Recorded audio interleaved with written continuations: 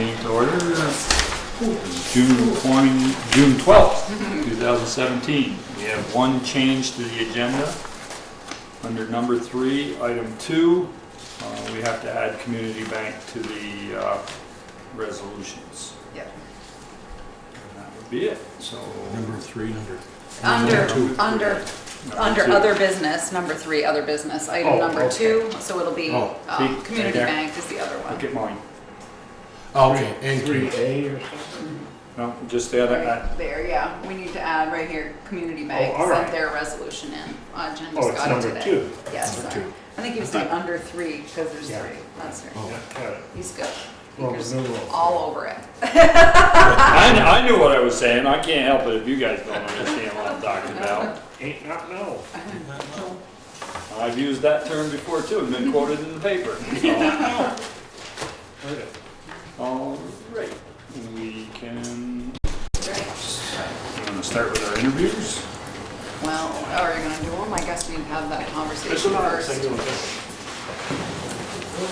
Sure. Well, my question is Oh, the conversation as to whether. whether or not you're going to do it. So, so the first item that he was talking about is to interview with the candidates for the possible communication committee, or whatever you're gonna name it. That was just something I threw out there, obviously.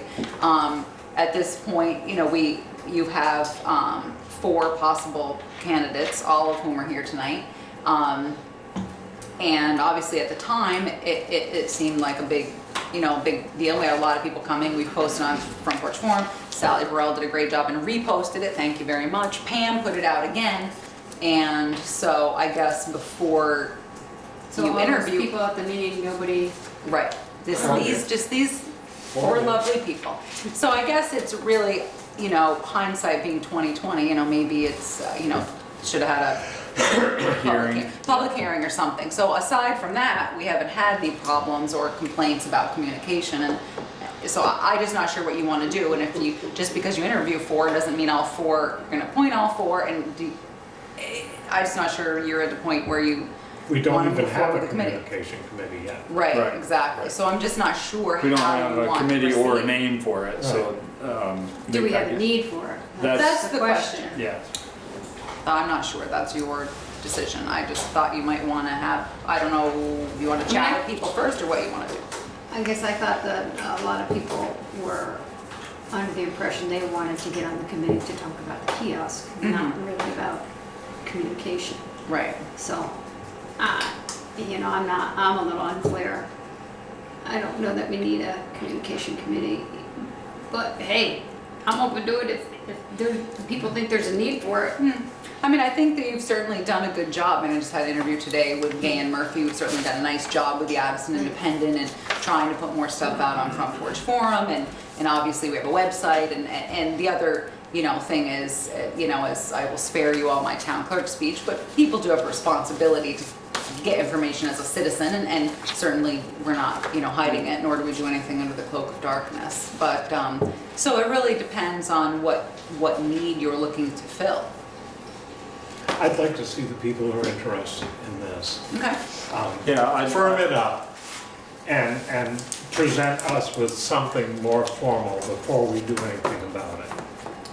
We'll just I see what- certainly would like to hear, their ideas as far as what changes we need to make in the way we communicate, and Exactly. and if there is a need to have somebody facilitate that, or whether we do it ourselves. And they did take the time to come, so Absolutely. don't want them here just for the sake of No, I listening agree. to us. I just wanted to know what you were looking for. So yeah, I think if you give each, it's 7:15, so if you give everybody a couple minutes. Are we planning on giving them direction of what, without You we would have to have make to. that decision? Yeah, I think maybe you talk to everybody, listen to them, and then maybe regroup a little bit and think about what you want, because it would be your committee. Right. You would appoint people, and you would give them direct. the goal. direction. Yeah, right, a goal or mission or whatever. So, yeah, so maybe talk to everybody, see how they're feeling, and then you guys can always regroup and talk about it later, or another meeting. Who Or, wants to go first? oh, you on have up, Ann Ann. Wallace, Ann, she Sally raised her hand. Burrell, Linda Ann raised her Andrews, hand. and Cool. Ian. Come on That's up. it. I just thought I She's, would. that's Yeah. right, the Band-Aid. I don't know exactly what the communication committee is about, but I'm here because and I certainly didn't think it was about the kiosk, which, okay. but, It's not about the kiosk. Right, exactly. The kiosk is what exactly. brought up The need, the or idea. Or the idea, right. I'm here completely because I sort of see you guys and work with you guys at elections and stuff, because I'm a justice of the peace, so I'm on the Civil Board of Authority, and I basically love you guys. And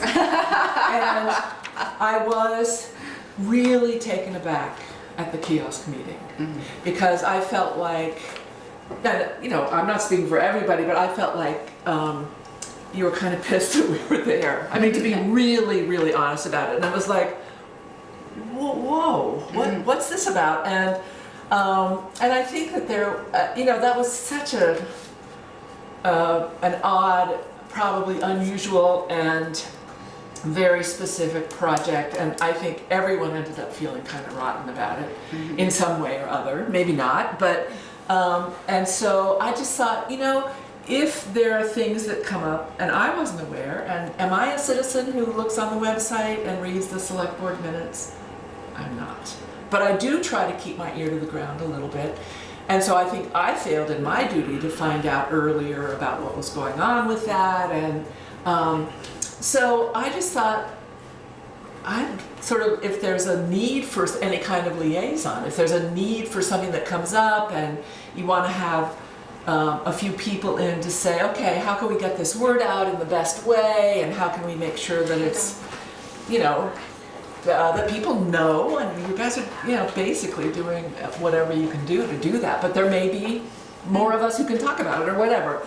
I just thought I would love in some ways to be a part of that. So do you see this as a short-term thing, or do you think you see this as a committee long-term? So every time that we may have something going on, for you, connect with you guys and have you get the word out to people in different ways?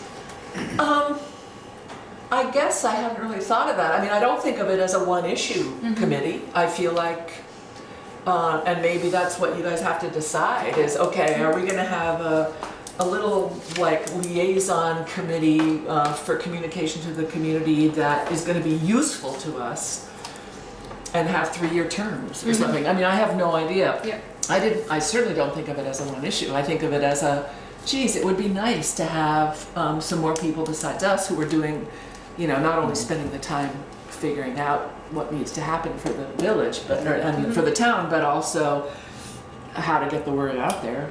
Geez, maybe it would be great to have the liaison committee, whatever you call it, in on this, and I'd like to be a part of that. So that's my As show. opposed to being pissed, I thought the response was excellent. Yeah. Excellent. And I wish that more people would get involved Yeah, yeah, with these issues as they come up. This was kind of overwhelming. yeah, But yeah. Yeah. I don't think anybody was. I think it was late. No, I It don't- was late in the game that people found out. And it was- Exactly.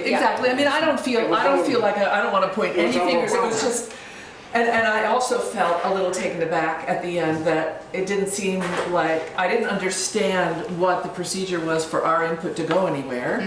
And I think that's because it hadn't really necessarily been clear to anybody Right. what our feedback at that point would be. So I just think that there was some bad feeling about it. I mean, not in a terrible way, but just like I was really, really pleased to see that out of that came, geez, Yeah. maybe we should have a little liaison committee or a. I don't know. I think your first comment was, I think everybody walked away from that unhappy. You know, Yeah. hindsight being 2020, Right, sure, right. everybody could have done something Right. a little bit different. But but you're right. I think in the end it was just, you know. Yeah, exactly. So I Because was, nobody wanted to no. it was- undermine totally a right project, on. and nobody wanted, you know, it was just, and I could see your guys like, whoa, this is the Yeah. 9th hour or the 11th hour, whatever the expression is, and here all, you know, so I just think it could be useful sometimes to have And I think some maybe we community made an liaison. assumption that everybody, you know, either that pays attention, either read the minutes, knew the minutes, so Right. unfortunately, that's not the case. Yeah. No. So that's my spiel, and that's really all I have. It's a good one. Yeah. Excellent. Uh-oh. Peter? Do I have to repeat it? Run No, quick. no, you're good. No, you're all right. There.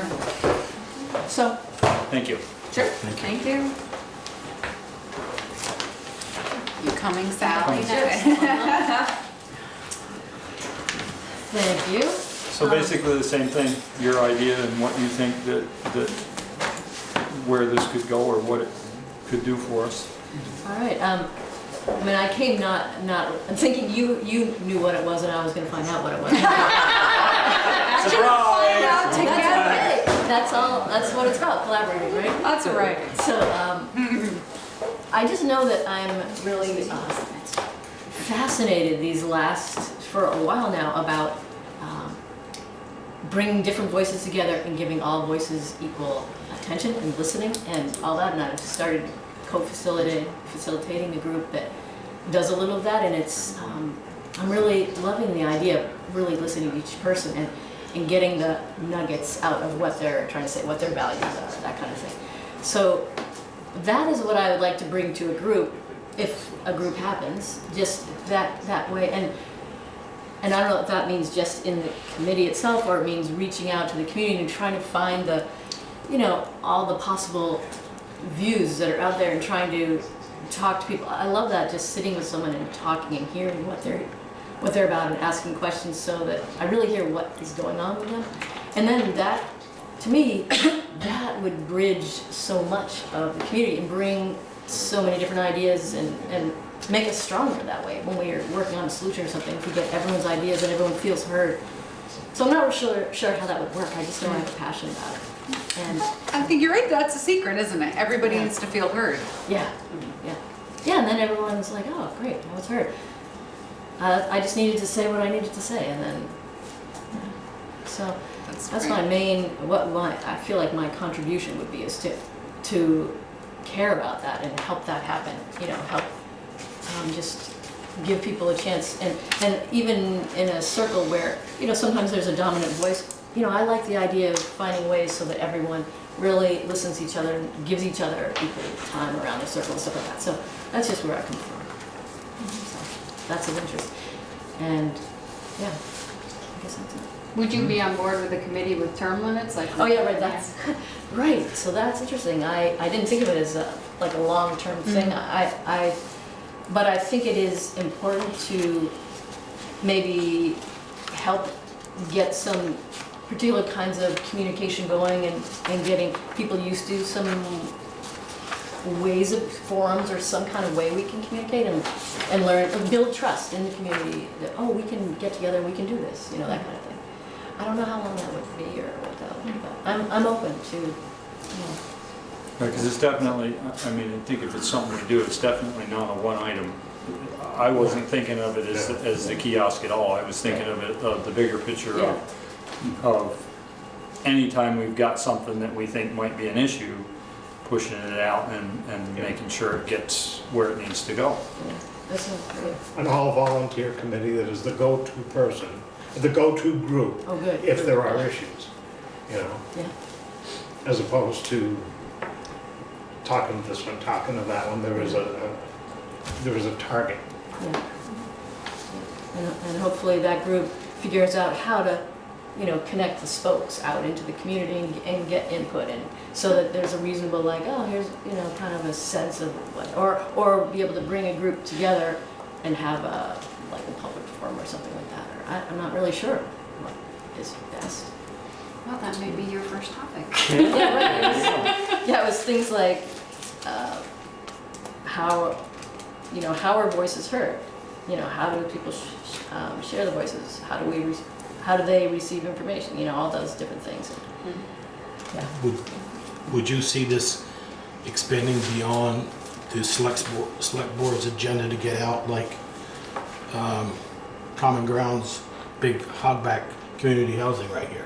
A lot of people said, what is going on there when it first started?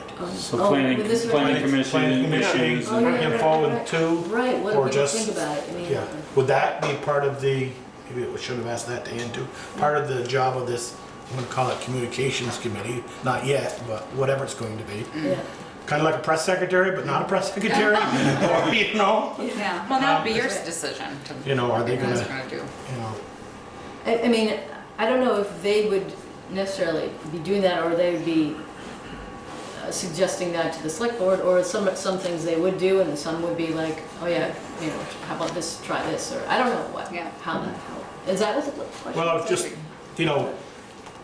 like the kiosk, and as I said, I think if that'd been Pomelo Real Estate wanted to put up a sign and it didn't conform, we wouldn't even, it would just been, nope, they'd have voted on it in a heartbeat. But it was an Eagles, it went right to the heart and immediately. Totally.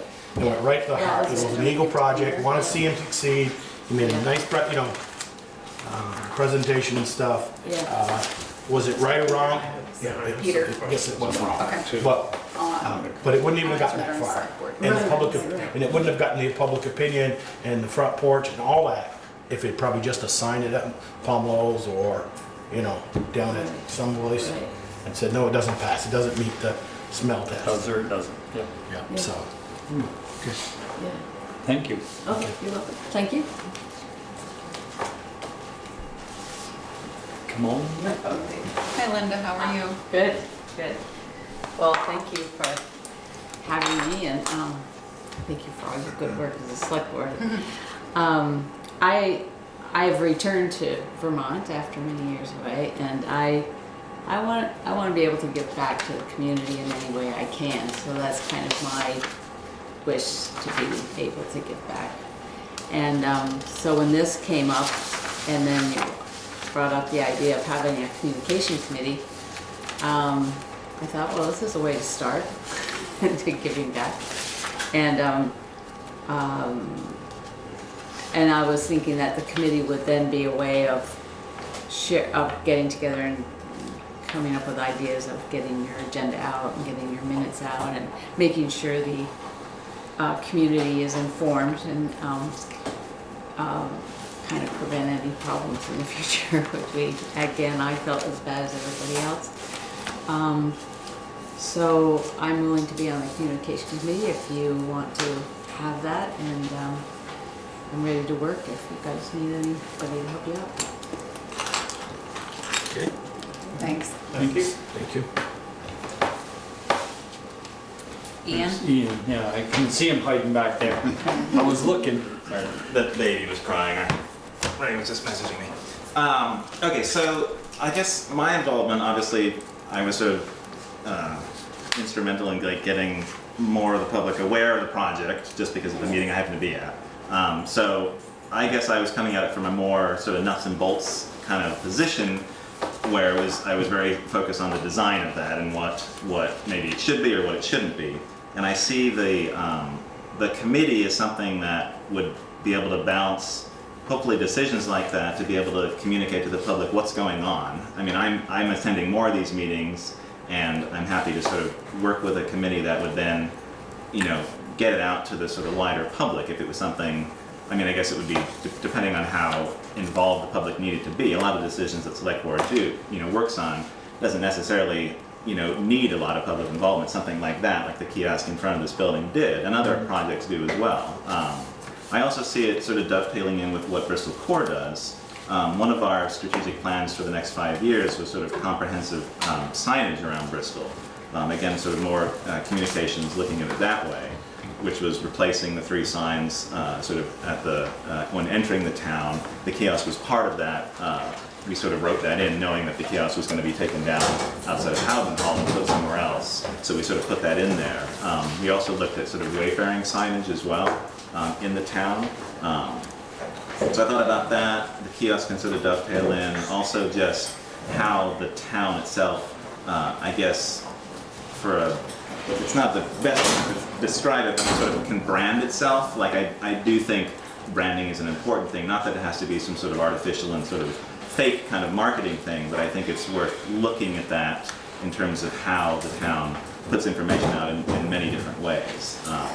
And I have a bunch of ideas in terms of just simple things on the website that could be improved, that you could get stuff automatically instead of sort of seeking out the information, that it could be delivered to you by an email or a blog post or on your phone like a message. So at least instead of every week where you need to go to the website and find the minutes or find the agenda, it could be coming automatically to you, and the town could be sort of putting that information out there without much problem, or fairly easily. But that could also keep the public sort of more informed. Do we have that option to send out, massive I'd have to agendas? talk massive agendas. Our agenda to a massive, if everybody who signed up for an email, because I get Middlebury, town of Middlebury's Yes. every Monday morning, every Monday by noon I get Sure. them. No, it'd be similar to Vermont Alert. Right, You sign yeah, up. and we're, Bristol and- Alert or yeah, whatever. but yeah, we could, I mean, obviously, we're working with Vermont Alert, Eric is to develop something for the water department, he already has a lot of people, but yeah, we could do that. Well, at one point, we were accepting people's, email addresses for things, but it really didn't go anywhere. I know Darla has a massive list, but it's certainly something people could sign up for, sure. Right.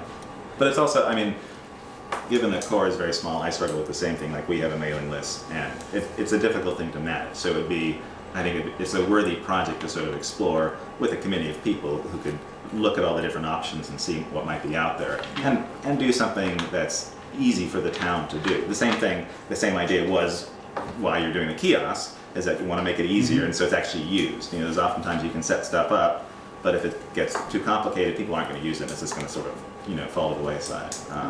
And so I'm struggling with the same things as well, trying to put communication out there, but it's just a matter of sort of getting organized and figuring out the best solution for each group. I also see the communications committee as something that can maybe help consolidate all the different groups in Bristol. Like Porter Knight's been working on the trails, and she's talked to 60 or 70 people, and she came to us and sort of got a list from us of just all the different groups, and that probably was maybe half of the groups that are in town. And there's this a sort of disconnect between all those groups and what's going on. Like you mentioned the co-housing project. Like that's a perfect example where a new project came in that maybe no one really knew about. I started to know about it because they were sort of talking to us about expanding the district, but maybe a lot of people didn't. And so that would be, I think, a worthy thing to sort of take on. The committee could look at that and see how to sort of put that information out there in some sort of interesting way to help the public, you know, find out about not just what the town is doing, but what's happening, you know, in the greater sort of area. Anything else?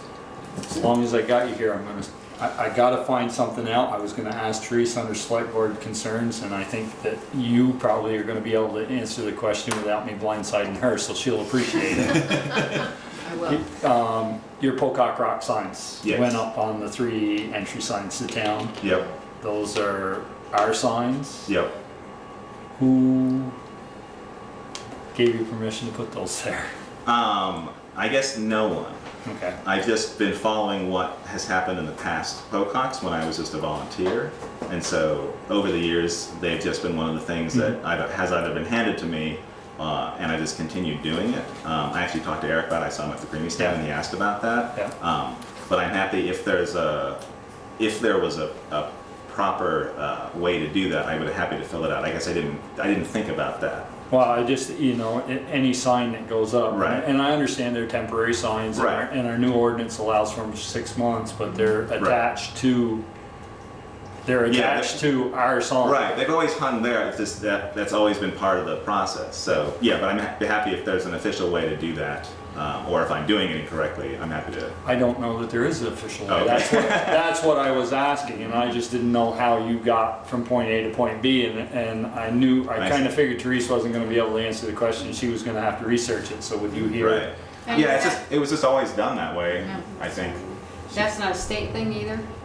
You have to go through the state? 'Cause He's already been sometimes through they- the state. He's already been through the Okay. state. For the signs. There is some new requirements, probably a couple of years old, from the state on posting such events like this. Because we used to post the 4th of July with a great big piece of plywood with a writing on it, and that's not going Right. anymore. That's true, and Okay. it deals with that because of someone, a big construction firm lets him use the signage, because yeah, we ran into the same problem with 4th of July, so. Right. Those will be up by Saturday, those big message boards.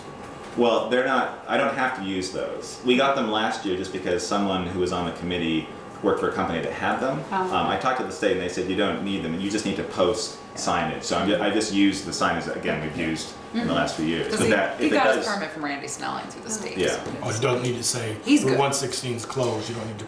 You need to do it, but I don't think you need to do it with the portable message board signs. You can have your own signage. The thing that they're really particular about is all the detour signage, which we have now that was dropped off. Yes. I think it's enough it seems like you need to have like They're not 21 they're not signs. gonna come and look I on hope a Saturday. not. But yeah, I tried to get 21 signs, but engineers construction were like, well, I don't think we even have that many. Yeah. So I think we have 10 that we can put up around. But they didn't seem to specify that we needed the giant message boards. I tried to get them, but they're hard. We have to rent them, and they're pretty expensive. We just lucked out, I think, last year. But yeah, the same with the signage. I mean, if we Well, need I just, you know, it's anything that's hung on town property. Sure.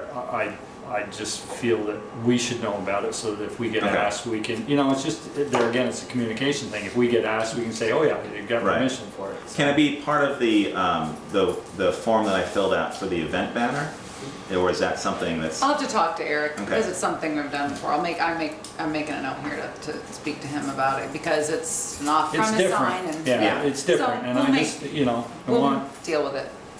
everybody to play by the same rules. sure, oh yeah, no, absolutely. I don't think does any other event hang signs I on don't, the town signs? I don't believe they do. They don't. That's probably what caused Okay. drew attention to yours. So, Okay, but yeah, I'll talk to Eric about it. okay, Thanks. I very good. appreciate it. Chief LaRose, come on down. Our part's over. Yes, thank you. Thank you. You're welcome to stay, you know, Hey, we don't Brett, need this mass can you grab exodus it? just because you're Just done. take a chair. Just take one behind you. Who's that guy with the tie?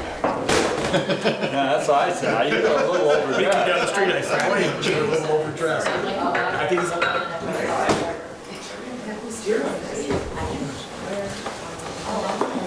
Good evening, everybody. So just like to introduce, this is Perspective. All right, never mind. We'll introduce him later. Okay. Prospective member Oh, okay. Adrian Letka, Bristol resident here, and per town policy, he's here this evening to answer any last minute questions you folks may have of him. And I'm assuming as part of your select board packet, you received a memo from me regarding the process he has gone through up until tonight, which it is a unanimous recommendation of the interview committee that consisted of Town Administrator Therese Kirby, myself, Fire Chief, and Eric Foran, First Assistant Fire Chief. In accordance with Town of Bristol Department policies, Adrian has met the minimum requirements to be considered for employment as a paid on-call firefighter. He has completed the application with references for employment, required background checks. He is a Town of Bristol resident. He has gone through his interview. He has successfully completed the required OSHA compliant physical examination as required by the department's respiratory protection program, and has successfully completed the fire department's physical ability course. And of course, if he is appointed, he will be enrolled in the Vermont Firefighter 1 program that will begin this fall somewhere in Addison County. So do you know Michelle? So you know everyone else at the board. Do you know Michelle? No, I don't Michelle, know. Curly, Adrian, Nice to meet you. Ludcom. So sure. Because how come he knows everybody else, but duh. Well, yeah. And I don't know how he knows Ted, but I mean. Oh, I was gonna say, so I wasn't sure, and I interviewed him, that's how I know him. So Adrian was our guest at our monthly business meeting on June 7th and had an opportunity to meet most of the department that night, so. He said he didn't run away screaming, so. Still come down tonight. Away. Came down tonight. That's right, so that's good.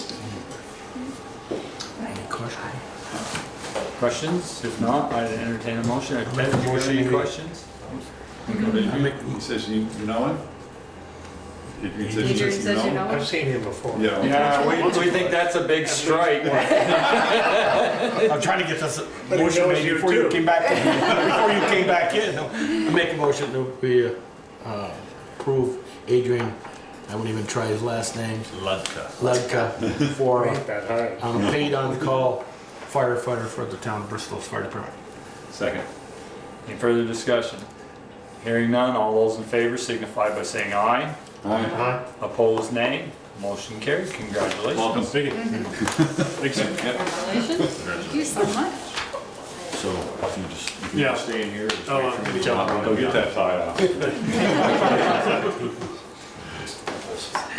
Congratulations. See you, Adrian. All right. Leave of absence? Yes, That's in there so too. a young man of ours, firefighter Nicholas Olette, has requested a leave of absence from the fire department. I'll just read the letter. Dear Chief LaRose, thank you for meeting with me. Per our conversation, I would like to request a 4-month leave of absence from the Town of Bristol Fire Department as a paid on-call firefighter to care for my wife and new child.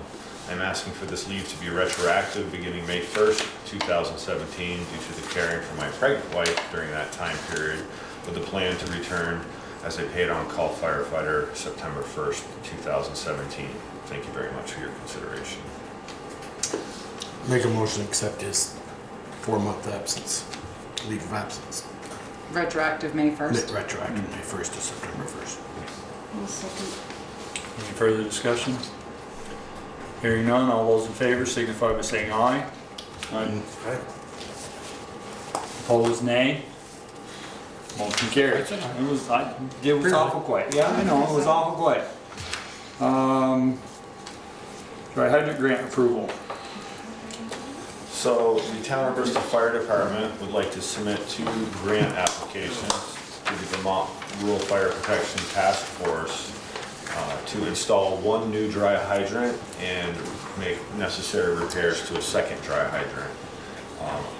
Not sure if you've got that information. I didn't give them all of it, Okay. no, So, because I figured you were gonna explain it, and So they all know simply, dry hydrants what we're are. requesting is a design and funding to install a new dry hydrant at approximately 1960 Route 116 South Road in Bristol, Vermont. I have a map That's the here. one they have. They have this one, because that's the Okay. one they have, that Peter would have to We sign. got both, right? That's in the, We got both. Oh, I gave you both. You have the Yeah. one that was signed, okay. I'm not Right sure across what this from- is. Retroactively, where is it? It's right here. I don't Yep, need a map. there's a pull-off down on Route 116 South that has a couple picnic tables. Yep. Right here. Okay, yeah. The town I know owns the exactly. property, Yeah, so, Yeah, there used to be a house there. Yeah, Right, yeah. so there's that red dot. Right, sure. yeah, Is here's where it the would be. map. Okay. So that's the proposed new site. We are in need of a dry hydrant in South Bristol. When they installed the new bridge down by Sycamore Park, the dry hydrant that was at that location was removed to the design and architecture of that and was not reinstalled. So that is, Why not? Well, that wasn't very good of a state. well, you know, and that's, I know Joel's chomping his fingers right now, because that's part of a different conversation, not for tonight, but, you know, does the state still owe the town of Bristol a dry hydrant? And I don't have the answer to And that, I'm trying to get that money back. so. but Did that they is- give you the parts, the Yes. hydrant itself back? Yes. I thought so, but I wasn't sure. All right. So, but we don't know what type of care was utilized to remove it from the Right. ground either. It's just PVC pipe. Well, that one had a steel. Well, that one had steel. I don't know if we got that back. I don't know if they took that out. I don't think they took that out. But again, this will be designed by the Vermont Rural Fire Protection Task Force. You know, just looking at the site, this particular pool of water is very deep and slow moving, which is ideal for a dry hydrant. You know, we haven't had great luck with several of our dry hydrant locations in town, but it's simply because they're in, you know, fast moving, low levels of water, and they're very seasonal, if you will. So, I mean, we installed the new one on the Lower Notch Road a couple of years ago, and this year it's very healthy. If you've driven by there. It's true, it is. The last year it was a little low. So anyway, that's the proposal, and then the second proposal is for repairs to an existing dry hydrant that was installed, I believe it was the summer of 2014, yes. That Version of that one. that is at 860 Upper Notch Road. That property is owned by the A. Johnson Company. We do have a landowner agreement with the A. Johnson Company to proceed with repairs, necessary repairs to that site. I know Peaker's gonna have he has some knowledge and may be involved in this project, but certainly looks like we have some digging to do to replace some PVC pipe that may be cracked. So the only thing we're gonna be looking for here is twofold, to prove that he moves forward with his application for dry hydrant, and then you would need to authorize Peaker to sign the landowner agreement as landowner. Brett, did you say it was a grant you guys were requesting? Is that what you said? Yes, this is Okay. the annual Vermont Rural Fire Protection Task Force grant. It's put out every year for replacement repairs to dry hydrants. I'll If you make drive a- over our rural state of Vermont, you can find them on many back roads, but they're certainly critical to fire suppression in these areas. I'll make a motion to allow the fire department to continue with their application for the grant for the water supply for rural fire protection, installation of a new dry hydrant and repair of an existing one, and providing Peter with authority to sign, or whatever, sign the Landowner. landowner agreement. Second. Any further discussion? Hearing none, all those in favor signify by saying aye. Aye. Opposed, nay. Motion carried. Well, I thank you all for your support on all three of those items this evening. Thanks for Thank you. coming. We'll see you soon. Thank 2 you. weeks. Do you need to, you can throw the Oh, original. if I, Yeah, can you sign just it, I either- will take it. All right, can you just put a copy of it in my mailbox? Will do. Thanks. Good night, folks. Good night. Good night. Carla?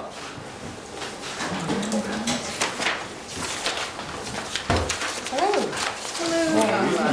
Thank you for coming in on your day off. Nice I got of you. another one tomorrow. That's all I know. Let's go. My This is parents hard. were visiting from out of town, so.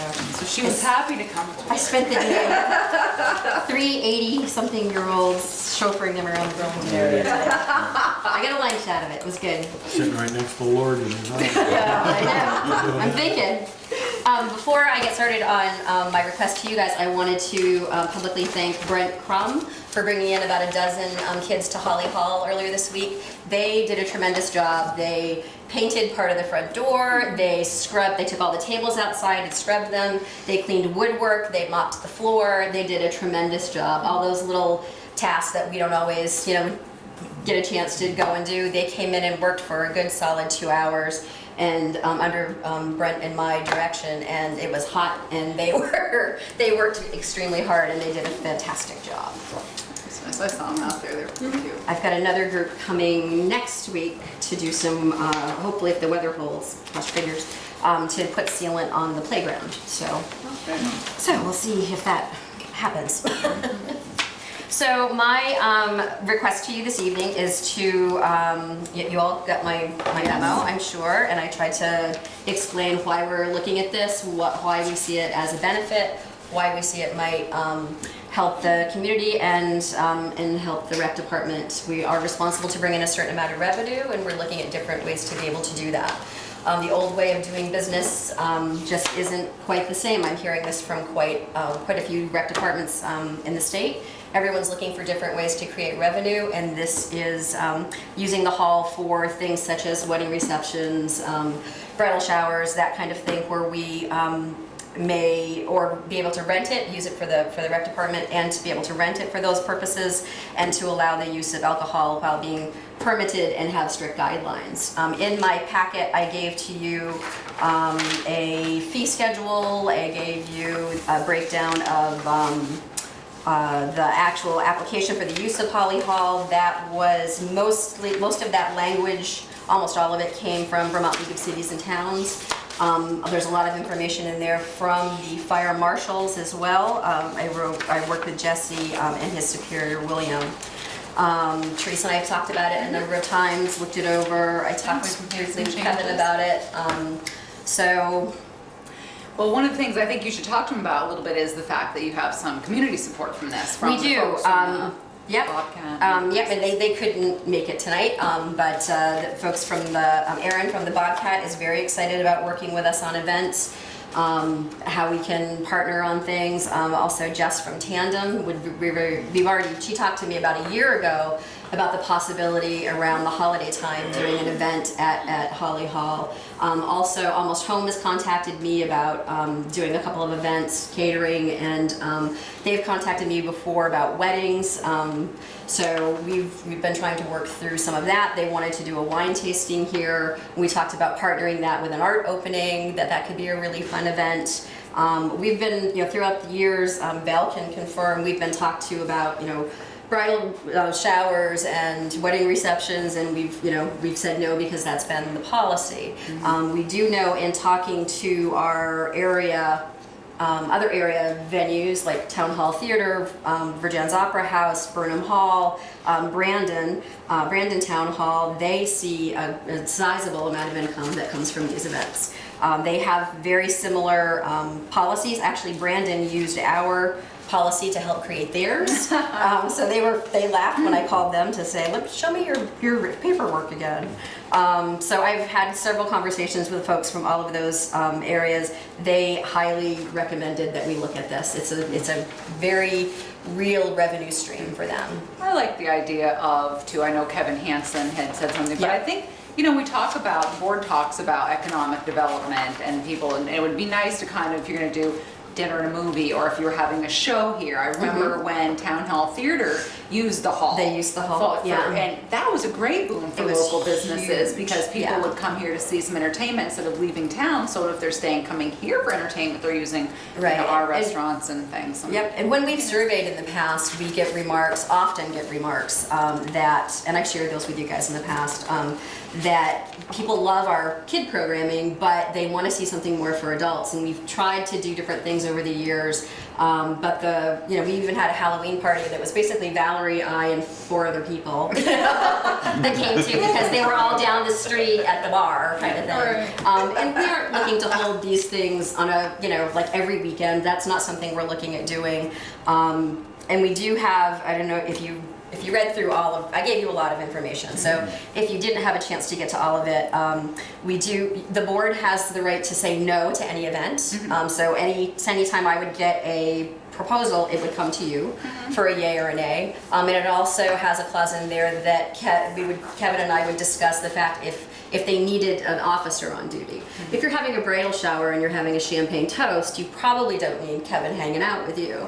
I'm sure you'd be welcome, Kevin. I like champagne. But if you're having a wedding reception and you expect to have a large group, that may be something different. So the other thing too is your local liquor control. So you're going to see the permit, Correct. and you will see a catering. Correct. permit. So there are a lot of cracks in the. Right. So if there's anything that seems too rowdy, we can say not this time. We have options.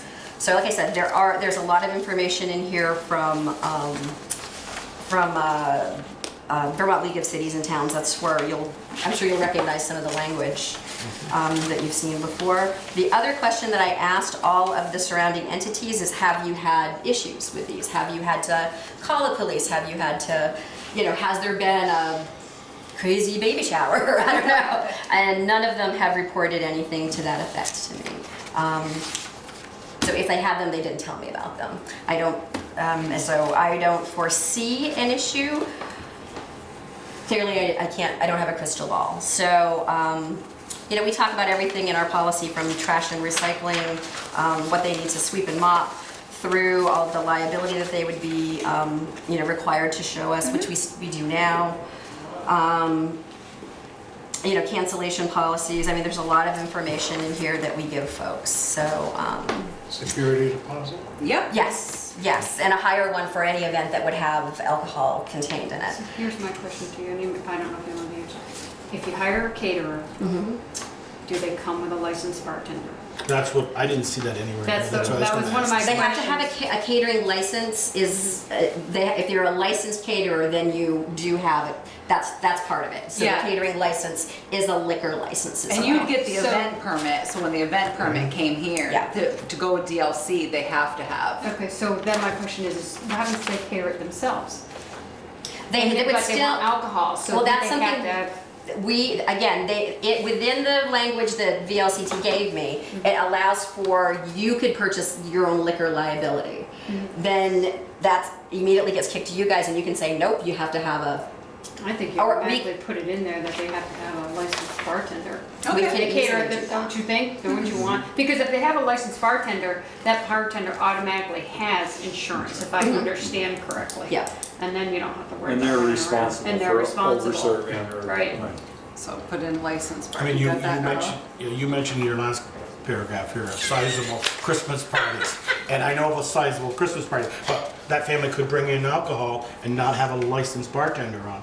And that's why. Although that family probably has one in the. Actually, I know that family. But I'd like to see that in here if you're going to. And they have to show you. If it's not catered, Yes. if it's not catered Yes, with a licensed bartender, then a licensed bartender shall be on. Right, I think you want that to project ourselves. Yes. She can put that right in Yep. there. I would, I think that's a simple. Is alcohol allowed at fire department functions? No, No. Is it allowed over at Howden Hall for functions that occur over No. there? no. none of them. It used to be. It used It to used be. to I know. But it, I know the answer. only if they have, if someone, I'm if, just bringing it up. if the Historical Society wanted to do something and serve, beer or wine and they had a caterer, I'm sure that the select board would entertain that. And this isn't employees drinking, this is, understand. so. What might be in it. Right. I just didn't think we were gonna like the whole thing. Darling, you may just want to fix your. Yes. Yeah, I yes. think, to answer your question, Ted, I believe that annual meeting for the fire department, they said if they wanted to have it, they had to hire a licensed bartender. Right, to that was the serve. discussion we Yeah. had. So it's not that, it's on a case-by-case basis, but it's not, that it's not allowed I know, without that process. I remember. Right. And again, it's not something as a department we're gonna look to do Right. overly often, but we would like the ability, I guess, to market the hall as an event hall, similar to what our neighbors do. And we'll learn as we go. If there are, if things come up, we can tweak this as we go forward. And if you think of things later on that you'd like to see added, I'm clearly more than open to doing that as well. Is there a way to raise money without alcohol? Well, we have attempted that. That's why I brought up the great, we had a great band that year, but it was, actually, sadly, you won the costume contest that year. Me? Yeah, No. I'm pretty sure, yeah. Did you come dressed as like a half man, half woman? No. That wasn't her? That wasn't me. Oh, I'm sorry, Sally, I was thinking it was you. But it's a good idea. It was a really good costume. It was a Next really good year, costume. We have run, and we did a whole cabaret series, and what we found we were dealing with was people were, who did attend, were A, going out to their vehicle, or B, going down to the bar and coming back. So, So alcohol's it's- getting consumed, and alcohol's there's getting no consumed control. anyway. And again, we can put You controls could in it. still do that. Yeah. Well, But we're not getting the crowd, and we're not profiting from the I revenue understand. from that. Look at how big Lincoln Peak is right now. People that Lincoln Peak every is other wonderful. Friday night, and if you Yeah. go Yeah. and, you buy a glass, and we're not talking about, you're talking about a couple of drinks here, Yeah. not, Any questions, anything I've forgotten, anything else you'd like to see added? Any other information I can give you? yeah, well, it's not really pertinent to the alcohol in the Holly Hall, but thank you for a very thorough explanation here. You referenced this 21C and these other organizations that are competition, I guess is Yeah. the right word. Yeah, exactly. How much coordination do you have with them, what they're offering, and what you can cut back on, and what you can offer that maybe they Well, don't? we have been trying to work out how can we work together Yeah. for about 5 years. It really we haven't found the right fit.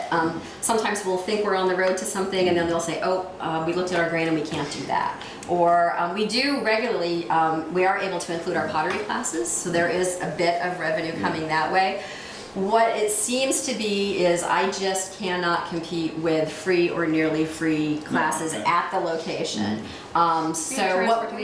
And transportation. So what we have looked at trying to do going forward is when do they not have programming? Over breaks they don't have programming, over in-service days. And we have tried to offer some things during that time. We haven't quite hit the right nail on the head there. What we're finding is if we're going to do that, that needs to be an all-day program. And we don't have staff to do that right now. So we're looking at ways that we can possibly recruit some folks that may be able to run an all-day program. And then where do we do it? Do we do it upstairs? When we have kids upstairs, it's really hard down here. We're constricted a little bit, but we are definitely looking at the different possibilities. So Mandy and I have met dozens of times over the course of the last few years, trying to figure out a way that we can mesh our programming, and it just hasn't worked out yet. I mean, I went to over a year of meetings every month at the district. Teresa attended one.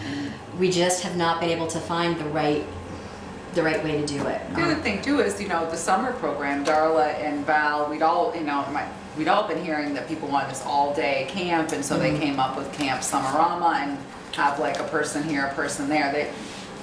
Last I heard, you may not be able to run it. We canceled the program last week. We just didn't have enough attendance. And that had been something that people said they wanted. And that was exactly, I mean, we had, it was the best summer camp ever. It was tennis lessons, it was swimming lessons, it was a different guest instructor every week. We had trips to the creamy stand, we had trips to the library, we had trips to the park, things where we could walk and do things. It was before camp care, after camp care, half day care. I mean, that camp had it all. And we got 5 people to sign up. And we'd been advertising it since late February, early March. So I'm not sure what we're missing. Our summer programs have always been strong. But with the onset of 21C, or the expanded learning program, and especially with their summer programming, it's a hurdle for us. It's a hurdle for us. But I'm hearing that from, it's not unique to Bristol. That's what we're hearing from other communities who are experiencing the same thing. And 21C and ELP is a great program. It's outstanding.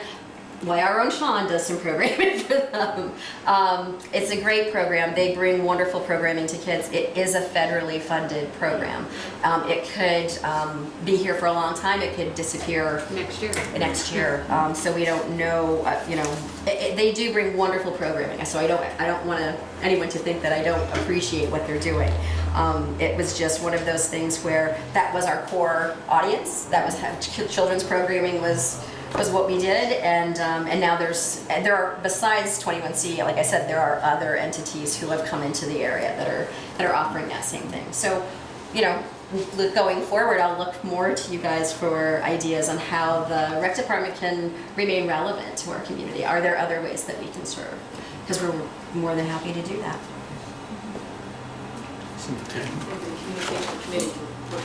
Yeah, I like that. Yeah, she needs to direction whether or not she can move forward with this and start marketing the fall in a different way.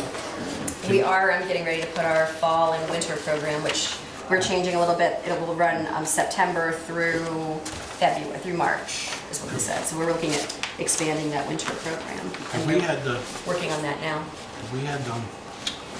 Our attorney looked this over, town attorney. VLCT did. VLCT gave it to us. This whole? Yes. Okay. Yeah. With the exception of the like the nitty gritty, mop the floor, those pieces, yeah. But the other, down here, all that. yeah, but everything else that came from VLCT. Move we allow the rec department to proceed.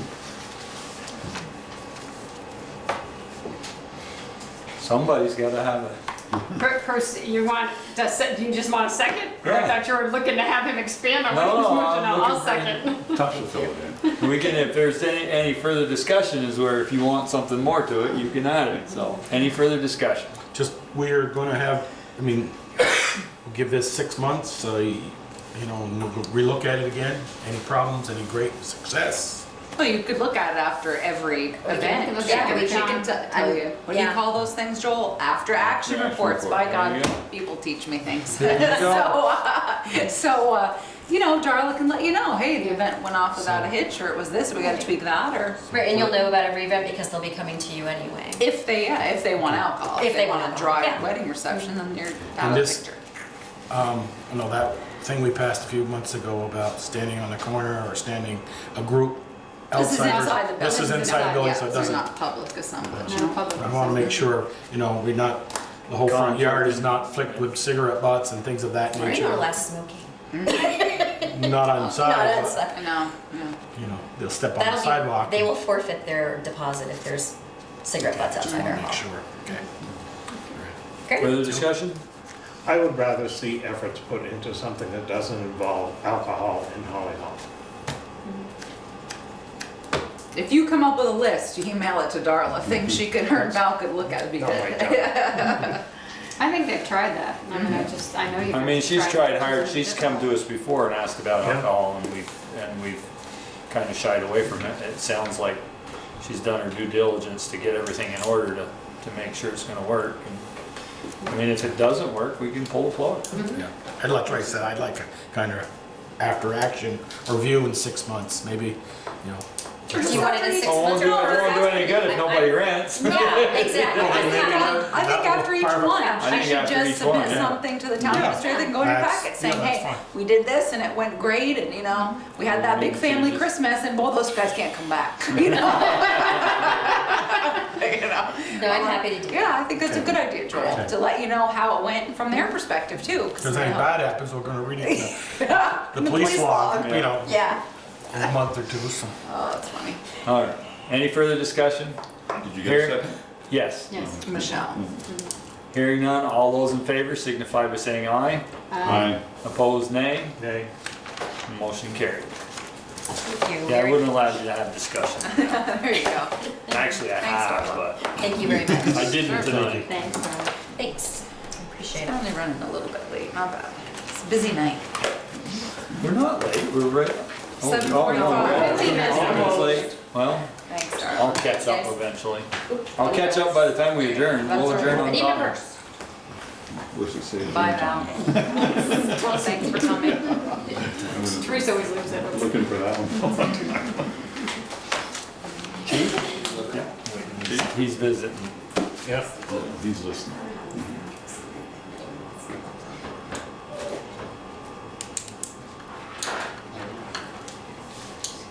You're up, Chief.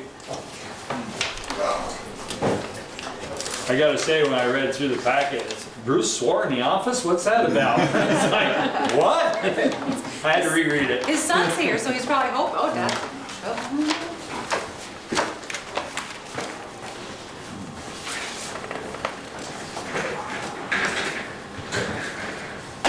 No, he's leaving. That's your leaving, chief. Paperwork. Since 1903, the Bristol Police Department has been served by 76 men and women. Tonight I'd like to swear in officially our 77th officer, Bruce Nason. Would you please step forward? That's where the swear came I've been a techie guy in the back, who's real good with cameras, you want to get some shots? Yeah, that's all bets are off now. Now, is someone from your family going to pin this on while I swear on you? Connor. That's neat, cute. Do He this? looks just like him. Don't poke him. That's all right, you can poke him, Connor. It's okay. Payback, Connor. This is free. Push it into his blood. They're all set. Tell you what, take that off, your temporary badge. No, we'll leave that. Okay, Connor, you're up, man. You start looking at that. Dad, try to pay attention to me and protect yourself. Put your right hand up. If you go, ow, well, Repeat after me. On my honor, On my honor, I will never betray my badge, I will never betray my badge, my integrity, my integrity, my character, my character, or the public trust. or the public trust. I will always have the courage to hold myself and others accountable for our actions. I will always have the courage I will always have the courage to hold myself to hold myself and others accountable for our actions. and others accountable for our actions. I will always uphold the Constitution, I will always uphold the Constitution, the laws of the state of Vermont, the laws of the state of Vermont, the trust of the Bristol community, the trust of the Bristol community, and the integrity of the Bristol Police Department. and the integrity of the Bristol Police Department. So help me God. So help me God. Welcome aboard.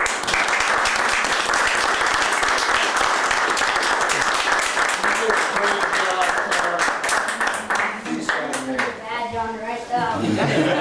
It stayed on for it. You can just do it right here, Bruce, it's fine. Where it says, call me Bruce Nason. What the heck kind of signature? Yeah, right. I could have done that. Connor will never be able to forge it. Okay. There you go. Nice job, Connor. There you are, sir. There you go. Thank you for your time. Thank you. Thank you. Thank you. Congratulations. Thank you. Bruce. Congratulations. Sure, thanks. Thank you. Congratulations. There you go. Great. Hey, did you get us one too? Whoa, work on that for us, would you? Hey, look at that, we're almost back on schedule. You are good. This was quick. Back on top. I'm assuming it was Jacqueline who walked in with the bucket.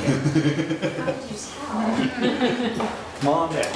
She goes by Jack. And Richard is here too, for R now, and somebody else is here. Cheryl is the vice chair of the Addison County Solid Waste District and the kind of the lead committee that's doing this food scrap. Correct? Did I say that right? You kind of the lead, Cheryl? Yeah, so I'm the vice chair of the Addison County Solid Waste Management Board of Directors. It's a mouthful. Also the representative for Virgins. And as we're getting closer to all of the many deadlines that Act 148 of the Solid Waste Law requires of us, it became apparent that a lot of towns were kind of operating in a vacuum. Every town seems to have its own way of doing everything as regarding trash and recycling. And so we thought it might be a good idea to form a municipal advisory drop-off committee. So we formed this committee with a couple of goals in mind. One was to kind of get an overview of how everyone in Addison County, being 20 towns now within our district, how each one approaches the trash and recycling. And everybody is different. Hours are different, days are different, how it's funded is different, who picks it up, everything is different. It's like everything developed like an island. And so we wanted to take a look at that, get an overview of it, thinking in the future, like how can we help each other out? We don't really all need to have to learn everything all by ourselves, so perhaps we can learn from each other. So we are taking a look at that, how we can maybe proceed in the future, helping each other out, sharing some resources and responsibilities. But the main reason why we're here tonight is one of the deadlines for Act 148 is the food scraps deadline. So that's the organics of the food scraps is the thing that has kind of been this is the straw that's going to break my back for everybody. How is this going to happen? How are we going to do it? How can we possibly enforce it? Blah, blah, blah. So we're actually making some visits to select boards to make sure that each select board at each town understands what the requirements are and what the district office can do to help out with resources and try to make it work for everybody. I remember about a year ago, I was talking to Mel Hawley in Virgins, and he looked at these deadlines and said, well, I didn't realize that this was coming up. And so it was pretty apparent that sometimes you might have a few things going on other than trash. So we have been working very hard over the last year. Our district staff has been awesome at grant writing and coming up with resources and working with the haulers to try to get the infrastructure in place so that we can transition to food scrap collection as seamlessly as possible. You know, with recycling, once it became all in one and you didn't have to sort, suddenly, you know, we were all able to actually make it work. And so we're hoping that that will happen with food scraps. One of the deadlines, should we talk about the deadline and then turn to party? Yeah. So the main thing that just happened, kind of took the rug right out from under us, was at the very end of the legislative session, that deadline of July 1st for all haulers, curbside collection, and municipal drop-offs had to start collecting food scraps. So that was the deadline that we've all been working toward. And pretty much we're probably 90% there. And then suddenly the legislature, like, oh, Casella, what is that you say? And a few other places. And suddenly the deadline got pushed back for a year for haulers to have to pick up food scraps with the trash and recycling. So they got moved to 2018? 2018. And so is it Correct. 2020 that's everybody? I thought it was that, so I Yeah. thought it was gonna be 2017 was it's- kind of it's just like tiered bigger, in. like It's- restaurants Yeah, and things? it's tiered That's in what I thought. depending on how large a producer you are of food scraps. So very large grocery chains, they have already, had to start. So it kind of goes down from, did it start with 2015? It started in, so it was passed in 2012, but the first phase of implementation was in 2014. And that was for restaurants or any food scrap generating businesses that produce at least 2 tons of food scraps. And then it went down to 1. Now it's at a half. By July, it will be 1/3 of a ton. By July 1st, By July 1st, This is a year? 2017. 2 tons a year? 2 What is tons the a ton? week. A week? A Okay. week. Yeah. And by 2020, you're right, Teresa, that's going to be when every Everyone. household. So by 2020, it is not going to be legal to throw food scraps into the landfill anymore. Right. And one of the surveys that we had done many years ago indicated that about 1/3 of our garbage is actually just food scraps. So it could really have a huge impact on our landfills if we were to keep materials out that don't need to go there. And there are so many other uses for food scraps that it seems kind of logical, but just the implementation is the issue, not the general idea. So the general idea was voted in, and then it left us to figure out the details. That's what we've been told. Our local legislator, yes. He said they, quote unquote, we paint with a broad brush, Teresa. Yes. Yes. Yes. So this is when I am thankful that we closed our landfill and hired. Yeah. And certainly, Richard had, I know he talked to Joel about a plan as far as, how does R&L plan to tackle it, just so everybody knows? For the drop-off area? Yeah. Probably for the drop-off area, like I talked with Joel, and Joel came up with a good idea, because maybe what we'll do is have some type of container, like a toter there, that when people come, they can just dump that into there, and we'll take it with we have a trailer that we use, and we can take it away on every Saturday and leave with us. Yeah, I think that's great, because we certainly have no interest in having anything there year-round, just because it is part of the highway department and everything, right, and the village right there to manage I think we it. started talking about this in October. Yeah, no, you're And I right. said, I'm not sure the board is going to go for a toter being left there, year-round, we try to get them bear-proof, remember? Right, so this toner, so I can just quickly run over what resources the town or the district is offering. One of the things here, yes, make sure, we do want you to go over what options you have also, because Richard is stepping up, but not every trash hauler has done that. Right. So, yeah. This side was more for towns whose hauler had not yet spoken up, but Richard's already in the game. So on the other side where we have our drop-off resources, the district, through grant funding, is able to provide 2 35-gallon toters to every town drop-off.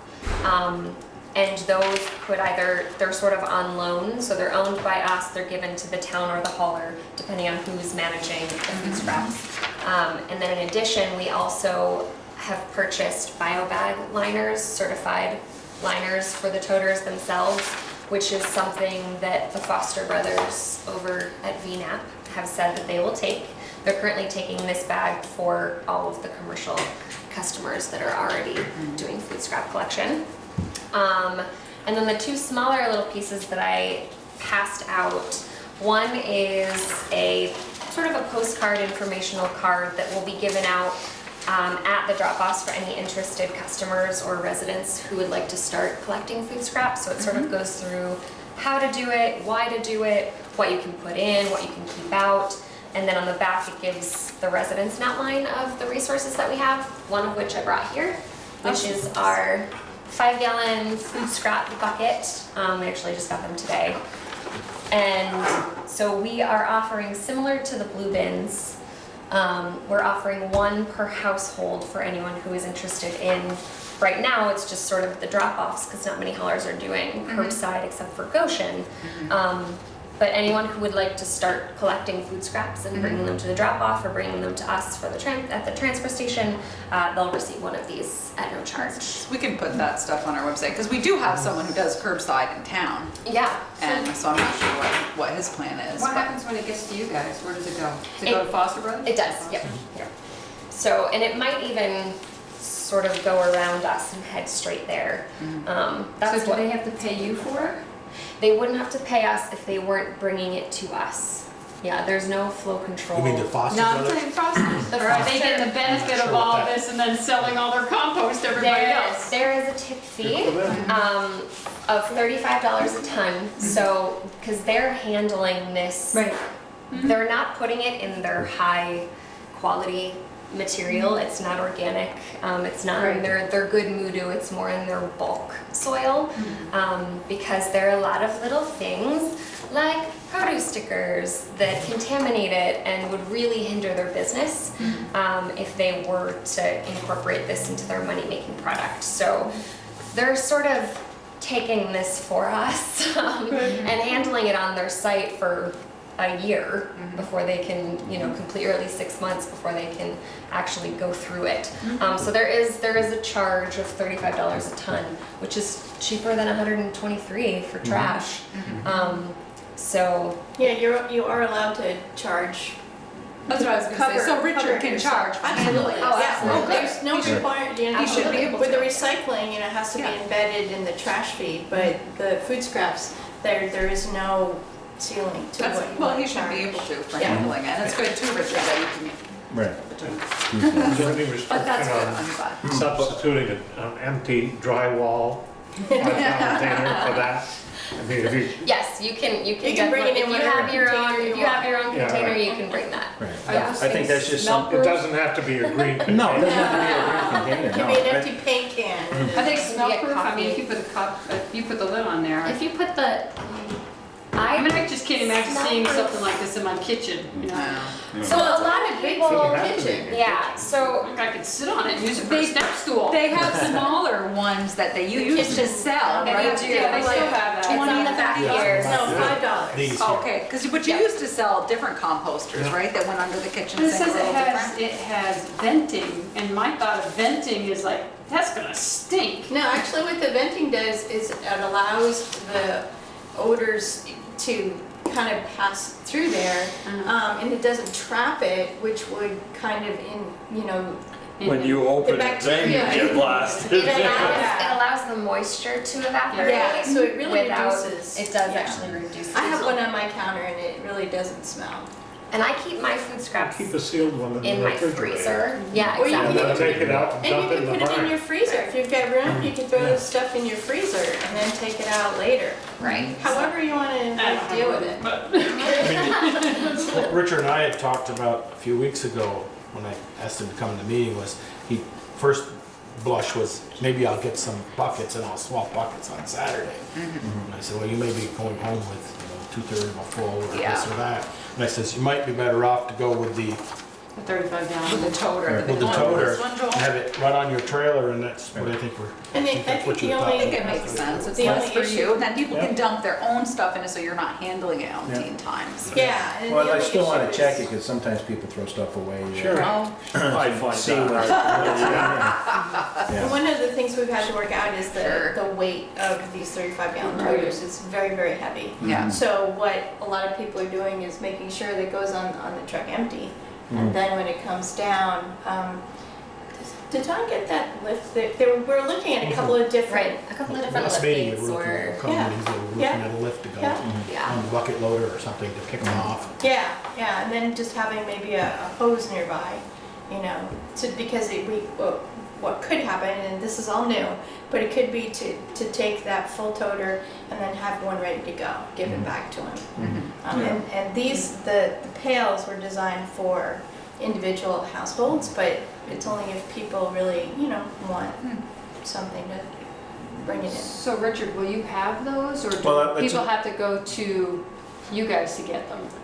Probably either or. Yeah. Either or. I'll probably have a few of Yeah, them. he probably doesn't want to have 100. Well, I was just thinking, people are gonna come to him going, well, I want a bucket, you know, I mean. Right. Right. And Jacqueline, you emailed me last week, and I apologize for not getting you a date to work the landfill with Richard on, was that something that you'd want me to just pass this out? Yeah. Or, and if they want we to can book pass it? them out too. Like And I then- told Jacqueline, we can pass those out. Right, Because yeah. I hadn't had a date yet to check, so. That's fine. Yeah, so ideally, these would get passed out right away. Along with this. And then with this sticker, we have, I didn't bring any stickers, but we do have food scrap stickers that sort of outline yes and no. We have a sign that looks just like this too, that will be, we're thinking it's gonna be attached to the toter. We're engineering that right now, drilling holes into it. But then the last piece is this, so when we were talking with our community partners, with VNAP, when we were asking them, if you'll take this feed from us, if you'll take this resource that's not a waste, what's your biggest concern? And they talked about produce stickers like crazy. So because of the grant allowed us to purchase these resources for the towns, but they wanted us to implement a way to reduce contamination with the food scraps, because that's the big C word that they hear about food scraps all the time. And so we're going to implement this probably a few months into the food scrap collection, maybe by September 1st or something. And what this is it will be given to any customer at any of the drop-offs that collects food scraps, and they'll collect their produce stickers on the card, and when it's complete, when it's full, they can hand that into Richard. Richard will say, okay, you can dump your food scraps for free. Then Richard will bring all of the full cards to us, and we'll reimburse him for the cost of however many cards. So it's a way to help residents build a new habit. I think this is funny because I'm thinking, okay, you eat an apple, you eat a piece of fruit, don't you take the sticker off before you eat it? You would be so surprised. Bananas, Like avocados and bananas. oranges, Yeah, you know, tomatoes got that sticker on, if you Yeah. don't eat them all and you throw some of them away, I guess. you gotta pull the sticker off and put it on. Absolutely, Yeah. yeah. You Yeah. don't eat the rind of the orange usually, so it sticks on there and it Oh, just yeah. gets Yeah, thrown away. Yeah, I can think about it, but I think that's great, and so we can certainly put those things on our website, Yep. and I'm happy that Richard can charge. That was one of the concerns. I wasn't sure how it was gonna come down the pike with the state. Yeah, So and I was like, everybody's charging a different amount. you yeah, I know, would think like they you'd just cut it need per to pound, I figure it guess. out. You'll have Yeah, those little that- fish I don't- things to weigh Honestly, it. I don't know how we're gonna charge. Okay, that's what I was gonna ask you, haven't honestly- figured that out yet, and when do you start? I mean, the biggest thing is, I mean, just like anything's volume. You know, if there's a Yeah. bigger volume, price can be better, but if there's Right. only Yeah. just a few people. You have to get one of those things where you weigh fish, Richard, and you Yeah. just have to weigh them per One of the things per that's pound come right up there. with some other haulers, just to share that, is if the food scraps are coming out of the bag, for instance, the bag will get smaller, they'll be throwing less trash away, so trying to make the equal Right. coming out of it being equal and not like too prohibitive, because otherwise people won't do it, Right. but still wanting to cover costs. So I've heard like $2 to $3 Yeah, is about, yeah. approximately what some Yeah. people are thinking of, or a different amount if it's only half full. It's such a new process that it's hard to know how much is going to be coming your way. So definitely covering your costs is the main thing. Right. And what's really nice is that a lot of the haulers, a lot of the haulers in our county, even after the deadline was pushed back, I mean, we've been calling our haulers and saying, what do you plan to do? And they're like, we're gonna do it, because we've already been planning on doing it. We've told our been working on it customers. for quite some time. And now this can just be our experimentation phase, so. Well, and it's true too. I mean, obviously Richard's in business to make money, and he should not, he should be doing more than just covering his costs. Oh, He's got absolutely. people and labor and Absolutely. everything else that he needs Yeah. to deal with. But Yeah. I'm sure, it's probably like anything. Once you get going, you'll have a better system and realize on There's always your end. improvements, yeah. Well, and you're gonna realize on your end what it takes for you to deal with it, how many times and stuff. So, well, So I think Richard, it's is your great. plan to start on July Yeah. 1st? Okay. What we did with our waste management ordinance is we did change the drop dead deadline to match the state deadline, because we didn't want to have this area where we were enforcing something but the state wasn't. So it will be voluntary until July 1st of 2018, but hopefully we'll work out the bugs by then, and just like with recycling, we can kind of leave the state, because Addison County has led the state for the amount of waste that we divert from our Addison County landfills. leads the state in a lot of things. Not here, not with waste, diversion, actually. No, but that's, yes. Yeah. Ian, you had a question? Is there encouragement for households to have their own compost areas? Absolutely. Okay. That, we definitely say that that's the highest priority, and we're offering free backyard composting workshops once a month. Didn't you do one here in town? We did, yeah, I thought you did one last month. Yeah, Holly Hall, Don was there.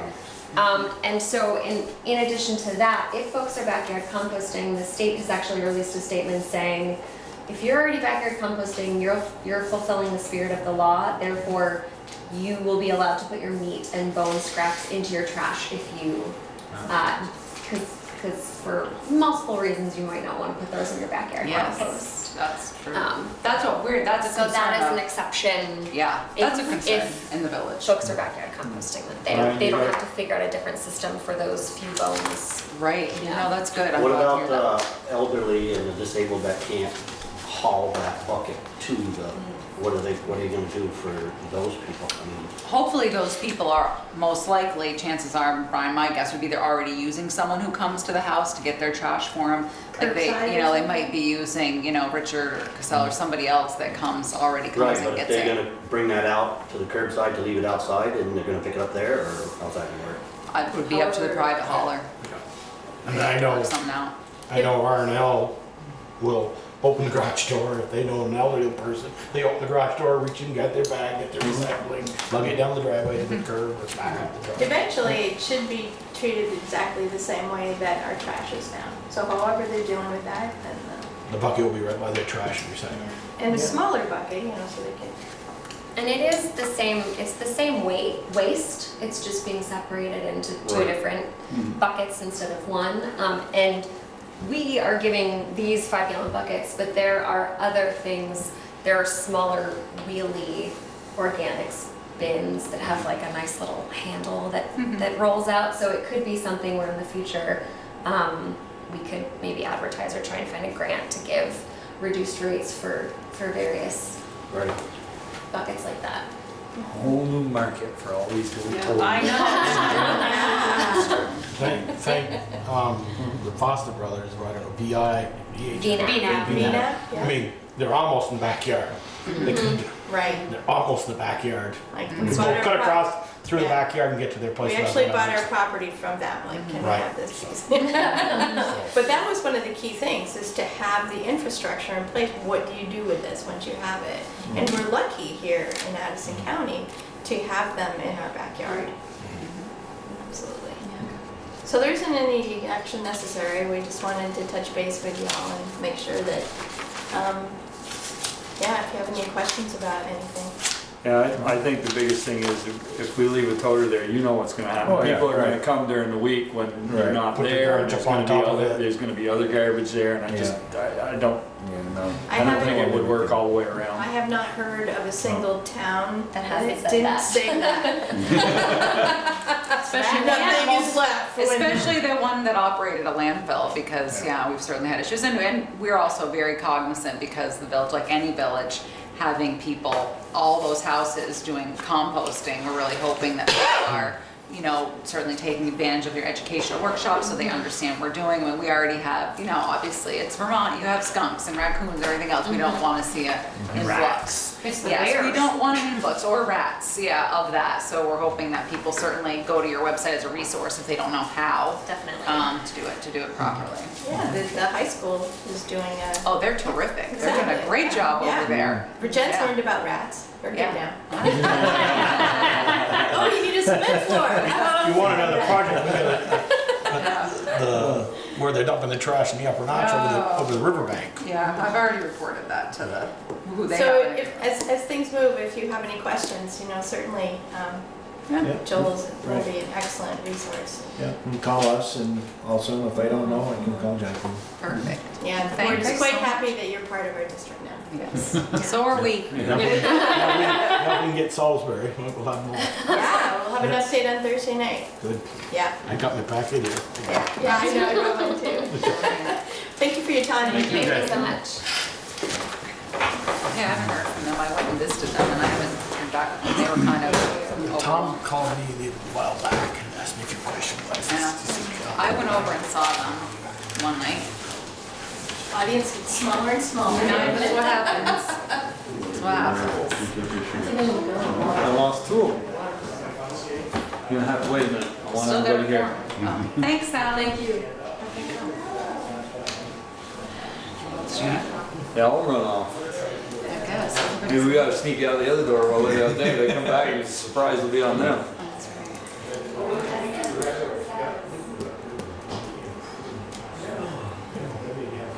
You got 3, you can go to number 2. I mean, Sure. you why don't we just, do that? gotta go. You'll be right. That's a smart bear right there. Oh, yeah. It moved that ladder to get up there. Is that right? Where's Is that that? your house? Oh, yeah. Okay, Just to closer. lick the bottom of the food, bird feeder that was empty. Look at him. He moved the ladder. Kelsey said he moved the ladder before I got the camera. Do I just hit the? Yeah.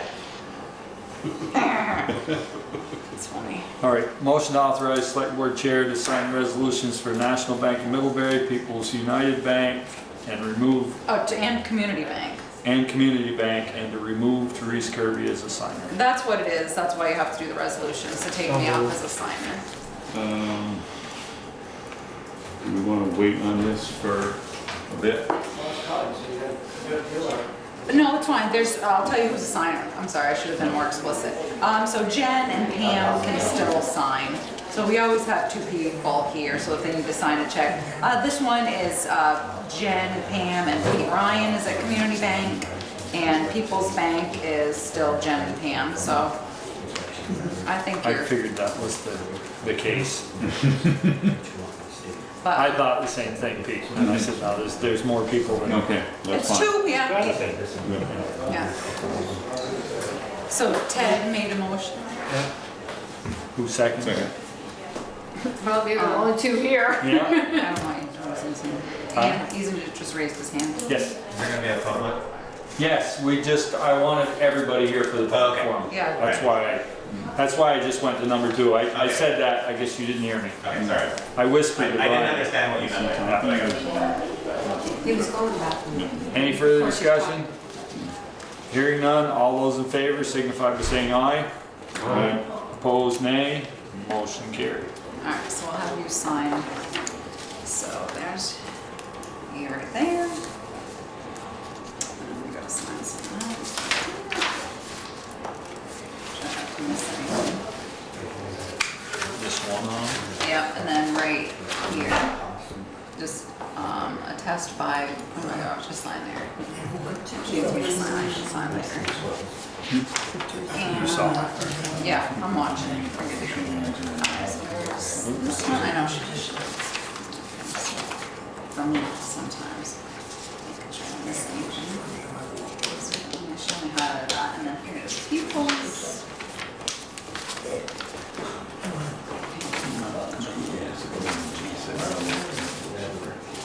Sure you're in here somewhere. All right, so signature, printed name. Nice tabs. See that? That's what it Not have says. a reality. This is her. What this is. She's. Text. Yeah, that's Yeah. Richard does a great job over there. It was a perfect fit for Bristol. Title board chair, it's already there. I know. I would just write chair, I guess. I don't know. In case you're mayor, maybe, I'm not sure. There you go. That's that? That is that. You're all signed off. Thank you. Alrighty, public forum, opportunity to citizens who are not on the agenda to briefly share comments and concerns with the board. Brian? Dogs barking. My daughter got up Sunday morning and asked me the most silliest question. She says, why did those dogs have to bark at 1:30? I said, I don't know, but that's when I called the state police and I'd had enough of it. My pool is up and running. I'm telling this board, I want something done. I pay my taxes. The letter you sent me, I didn't really get that I should have to hire an attorney. If the town wants me to take my tax money and hire an attorney, I'll gladly do that. I don't think I should, but I think the select board should be able to do something about this problem.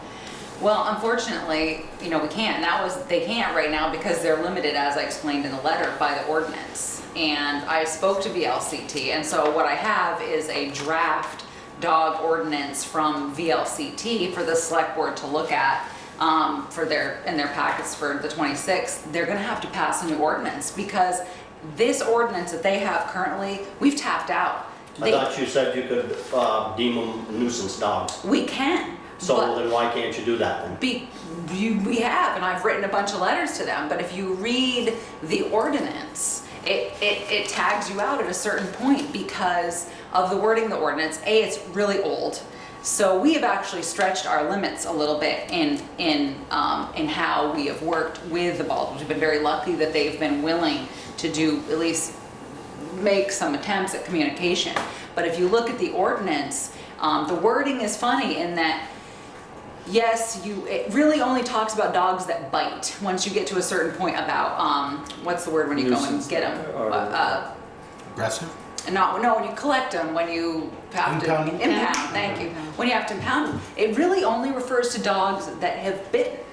And so that's where I said to you in the letter, and we talked about here about talking to the attorney, which is what we did, or what I did. And what they said is at some point, some issues become civil issues. And like I said in your letter, it's nuisance. There are ways that you can file a suit against a neighbor or anyone, for that matter, for something that becomes a nuisance. And as I said to you in that letter, is they're going to have to work on a new ordinance because this old ordinance is just not written to deal with this issue. Even with a new ordinance, there's only so much you can do. Well, there is. So how is it in the village, right here in the village, they're only allowed 2 dogs, but up there they're allowed 19?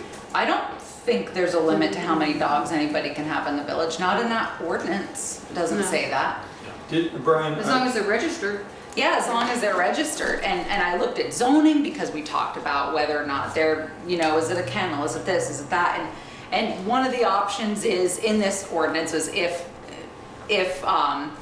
you perhaps could fine somebody, once you got to a certain point within the ordinance, but you can't get blood out of a stone. I mean, how many times, do you write someone a municipal ticket before, and they don't pay that you know what I mean, to do anything about it. So basically, right, we need to write a new ordinance. But in the same respect, I should still pay all my taxes like everybody else does, and I still don't get the benefits. I have to put up with this. Taxes and dogs are two different things. The property taxes just No, not based on everybody the in town value of here your pays their property. taxes and gets to enjoy their house. I pay my taxes and I don't get to enjoy it. But it's not that we're not trying, Brian. We've been there, we've talked to them, we've written, it's not this board's fault or mine or yours that this ordinance is old and that So we how can't long get does on. it take to get a new ordinance? Well, what happens is they're gonna take a look at the ordinance and then they're gonna have to draft any changes to it, and then an ordinance has to, once they move to accept it, it has to be warned in the paper, and I think it goes into effect in 60 or 90 days from the date of the ordinance. So, Brian, you said you called the state police. What did they tell you? Mm-hmm. They called the Bristol police and had them go up there. And what'd they do? I have no idea what they did. Did the But dog after stop that, barking? the dog stopped barking. Okay, I can ask them. So, Keep- I'm just. I mean, it's something, Brian, Well, I'm trying to get an idea of what happened. If he called the state police, obviously they were busy. That's why they called Bristol PD. But there must be some mechanism there if they were willing to call them and send them. There's a noise I was in the gonna say, there's a nighttime. noise ordinance. There or is a noise in the nighttime ordinance. That's a state law, excuse me, not an ordinance. It's a state law about State law, noise in the After 10 nighttime. o'clock. I think, I'm not sure, it's not a specific time in statute, but if it's, a disturbance in the night once it's, They past started at dusk. 9 o'clock and went to 1:30. Mm-hmm. So I hate to tell you to call the state police every time it happens, but it sounds like if they were able to send somebody up there to see them and they shut the dogs up, that maybe they'd get sick of seeing the state police. Well, either that's going to happen or the state police are going to get sick of you calling. I mean, unfortunately, I don't know which one's going to happen first. So 9 o'clock at night until 1:30 in the morning? Yep. So there, our present ordinance is as weak as it is. Yeah. Just, does it have anything to say with all the dogs have to be registered? Yeah, and they All these are. dogs are registered. But, I know they are. Let me finish my question. But there, to me, he may not be selling any of them, but this looks like it's a pound.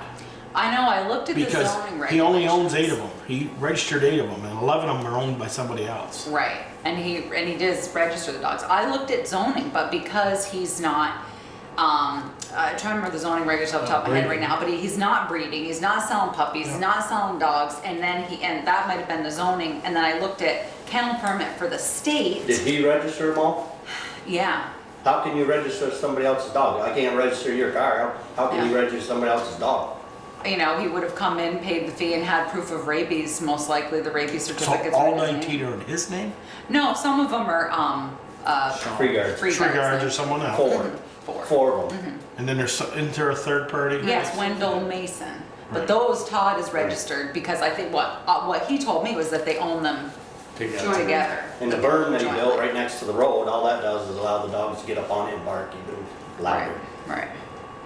So we, That was a real good idea, that was. yeah, well, I mean, none of the dogs are housed as a group into like little. They're housed as a group, but Yeah. they have their own, And they're that's- chained to their own house. yeah, and that's the killer. So I mean, is each it's of not them have a dog violating house. ordinance, not violent state. I mean, we've gone at this, you know, we've looked at it in every way, and then trying to find a way through but our just existing ordinance is just, it falls, it stops. It doesn't, these nuisance dogs, where it defines a nuisance dog is great and about barking and this and that, but it really, when it goes to impounding and dealing with all these other fees, it's only if the dog is bit. So And what so is, if we tried to take action, they could certainly come back to us and say, oh, your ordinance doesn't do, and it'd be right. so what does it say about a barking dog?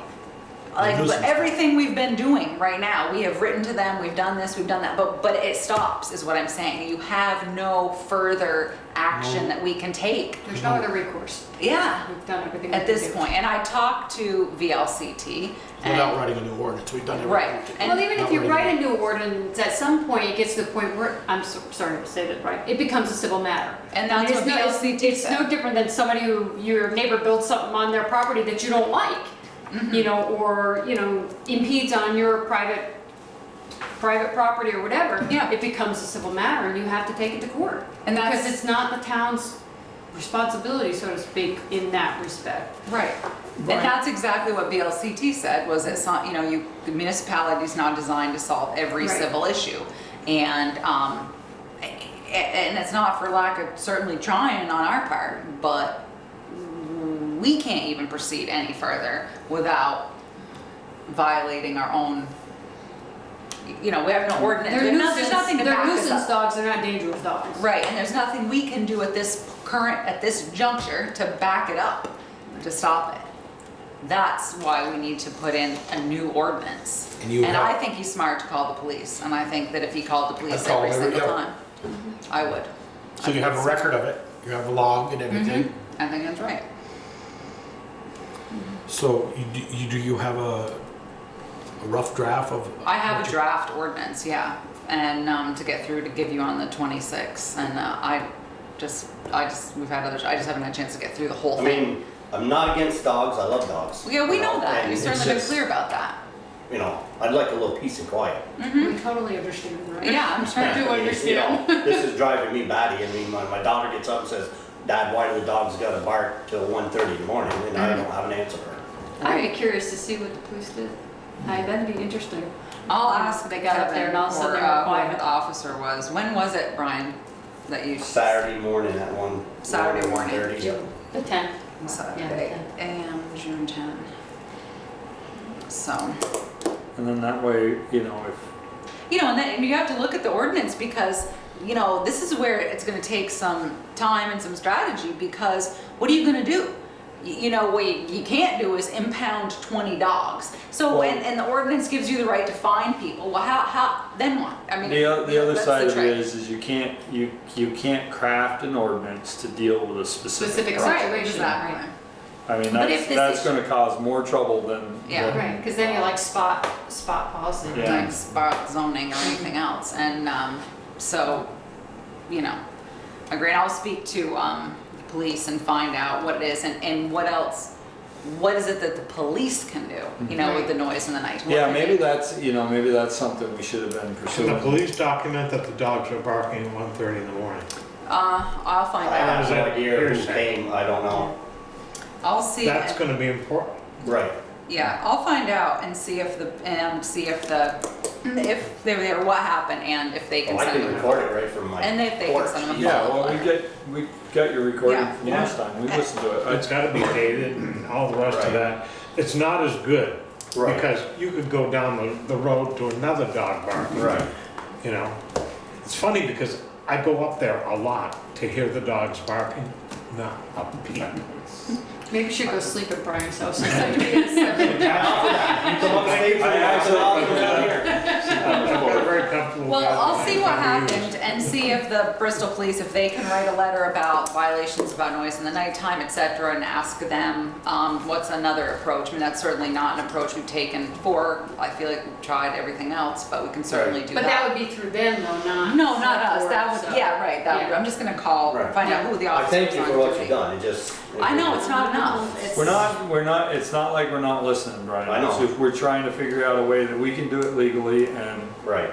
Right, and that's you know, why, it's- that was the attorney's advice to give you, was you could also Right. try with a And you can't get nuisance. blood out of a stone, so. Well, Right. you know, and that's kind of the, right, situation that we're all in.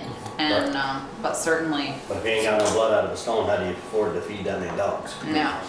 Well, there you go. I mean, the court, There's a you question know, we asked. in an issue like that, the court probably could tell them that the dogs had to move. But I don't, but then again, that's your dime. Right. Yeah. And, I know I mean- Court that's has not. more power than we have. Well, it's true, it's, you know, He could, you can't solve every, he could also, you know, if you document it with the police, keep documenting it, and they keep saying, you know, the dogs were barking when the officer approached at 1:30 in the morning. And then he could take all that up. He doesn't need a lawyer to go follow civil matter. He can, guess No, you'll he can make a represent small- yourself. He can make a small claims court, or he can file it in regular court. He doesn't Right. need an attorney. Doesn't need an attorney and Right. But you say, still have the here's a document expenditures for of, you know, the 15 filing times the fee and last whatever. 20 days, the police have been up there, I've called, and they've, and yeah. Yeah, I mean, a It's small smart. claims matter, the damages have to have a certain limit on it. And then once it goes beyond that limit, then it's regular court. and the judge can rule that, okay, sheriff, or But deputy, even go then, I mean, you're in the take same the dogs. situation.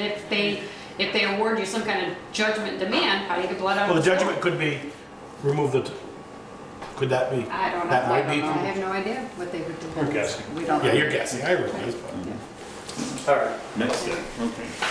Sorry, Brian. No, I'm sorry. We're hoping it gets better. Me and you. And I'll- Earplugs, I guess. Thank you. Okay. Lost his train of thought. It's Pocock. Pocock's wiping me out. Well, the new Bell building. I talked to a couple of these things with Therese a couple days ago, but I thought I'd bring them up here. The Right, new but did you Bell- talk to Eric Forand, like, as this was a zoning matter, because No, I they haven't went through had the a chance to DRC? So that, Okay. the select board's not gonna be able to answer that question. Okay. Do I mention the parking tickets, or is that something that? I still haven't had a chance to reach out to Kevin. I don't believe there were parking tickets that were being issued on Memorial Day by the police. I think that Okay. they were not in the door handle. It had to be something else, and I just haven't had a chance to get to it because you were in Friday.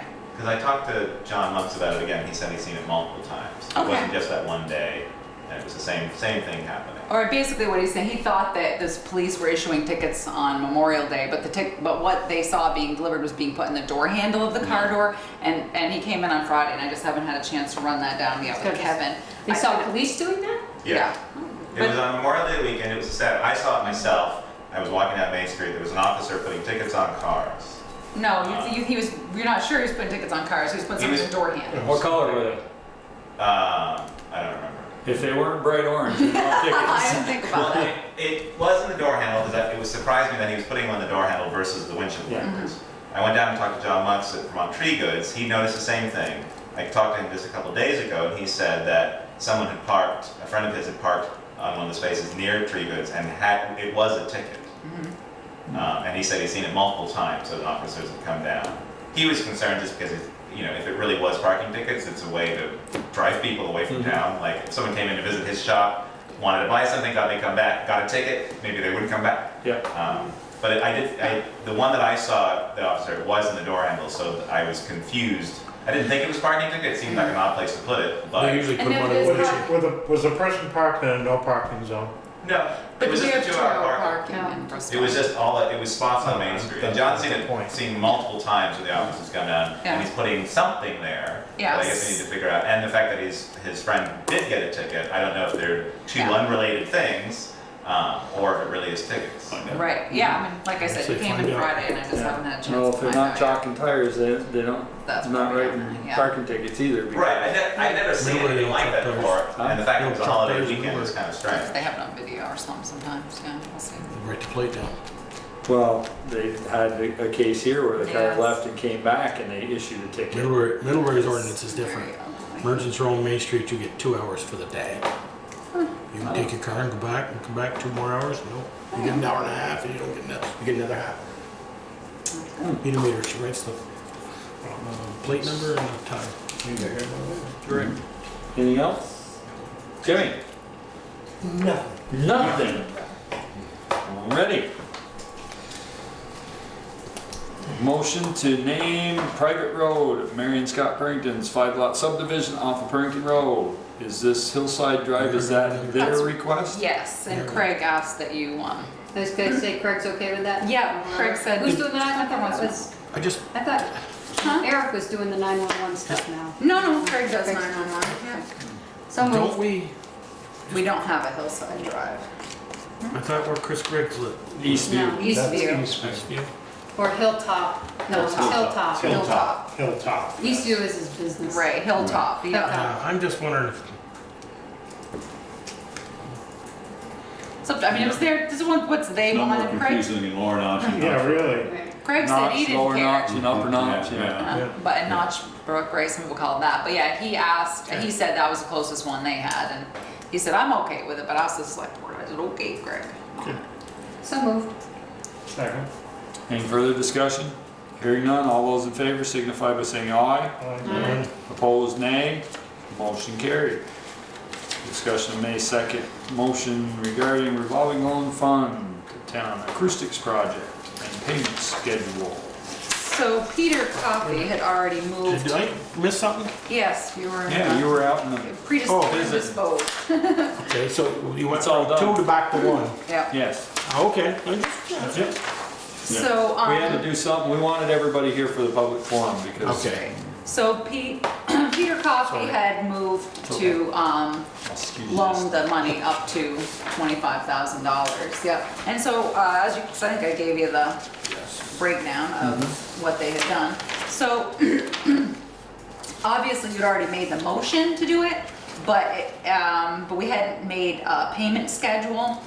And also too, they need obviously just under 25,000, but so, I gave you the numbers. But if they did meet your goals, which is great, they've raised the money, and I think, last I heard, they were hoping to start June 19th, but whether or not that's gonna come to fruition, I don't know. But anyways, so since we had no idea whether or not they were gonna make their fundraising goals, we didn't budget for this. So I spoke to Peter Ryan and said, hey, how you gonna feel if? And he was like, that's fine, Trace. Just say, tell them, have them make a motion that they're gonna do it in July, and he was okay with the 1%. And so I guess that would, if you guys are okay with it, since you already approved it, maybe you could just set the, So It'll where is it? refresh my memory. This is So our- the $25,000, the town's agreeing to the revolving loan fund yep, the revolving loan fund is gonna loan it. To ourselves. to Yeah. the town. Yep. And then we're paying it back. I was trying to figure out if we were doing it to the town or to the. And I'm not sure, but it didn't say in there over what period of time, did it? I don't think so. So I guess that's what you're gonna have to do is maybe 25,000 over, When do we lose Holly Hall? Or Howden Hall, sorry. yeah, no, I know. I think next year's our last. Isn't it? Maybe I can grab town report and look. I can't remember. Like I said.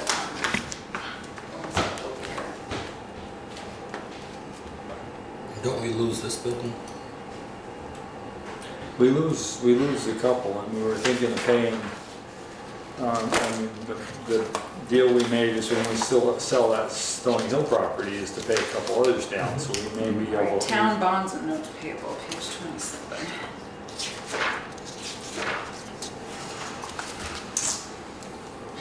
So Howden Hall, $7,000. 21, so that would have been, so we would have, 2012. and it's at 21 and we pay 7 a year.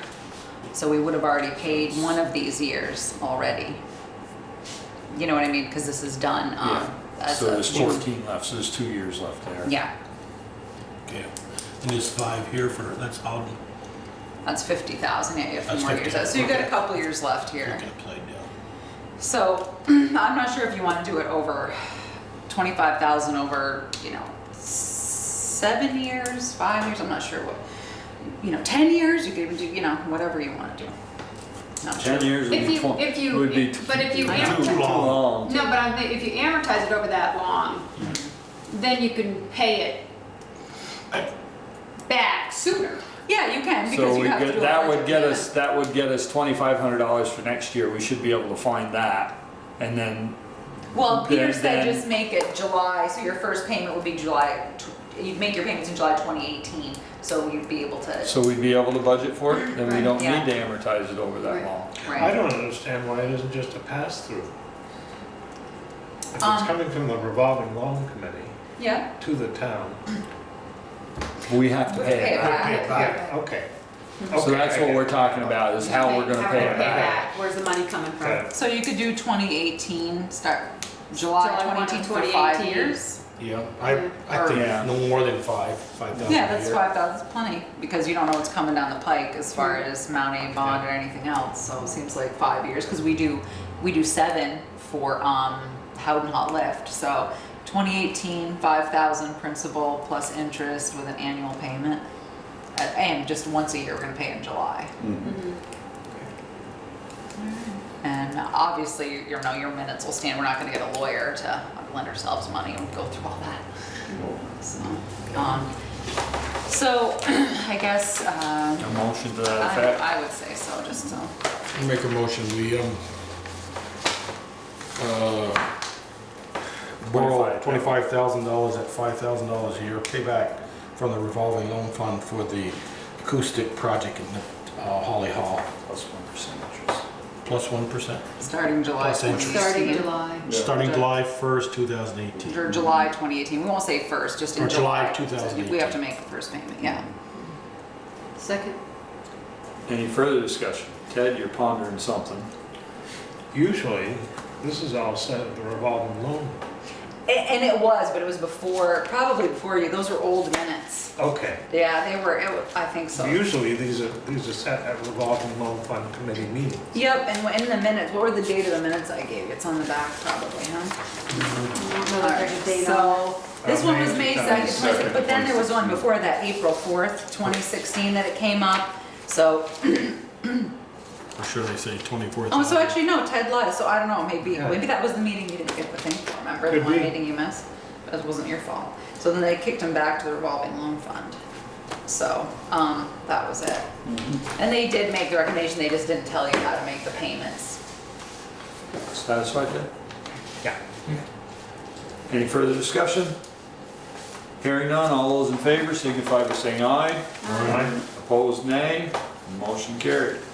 Motion to award reservoir work to Statewide Aqua Store Yes. for $4,900 and Liquid Engineering for up to $6,500. So that's 2 people that need to do this? Yes, because the statewide aqua store can do a portion of the work, but Liquid Engineering, and I got 3 bids on that, Okay. the Liquid Engineering, they're the divers. And they're the best deal if they get it done in one day. And they work with the aqua store, so aqua store can bring the, why is it, I have a mental block about this word. Diodes, anodes, Diodes. corrodes, I don't know what it is, so something, not that. why did that? So Aqua Store is, going to be bringing those parts in, and then Liquid Engineering will do the work right there, and they've worked together, plus Aquastore will do the other work at the same time, the ladder cage, and some of the stuff VTUMS has done already outside the tank. So while the guys are in the tank, they're gonna take the ladder down. They're getting back out. And run. Till you finish your work. That's right. Yeah, $6,500 will put the ladder back in. Yeah. No, $3,250. Well, hopefully if it's a one day. day, $3,250. That's what I'm hoping for, yes. Motion, please. I make a motion, we award to statewide Aquastore for $4,900 and Liquid Engineering for up to $6,500 for work on the reservoir. Second. Any further discussion? Hearing none, all those in favor signify by saying aye. Aye. Opposed, nay. Motion carried. Discussion on personnel policy, amendment personnel. Well, it's still the continued discussion, I don't know, thank God. Michelle and Randy went back and forth about the wording, and that's why I gave you just the one page, because I figured I could spare you the whole.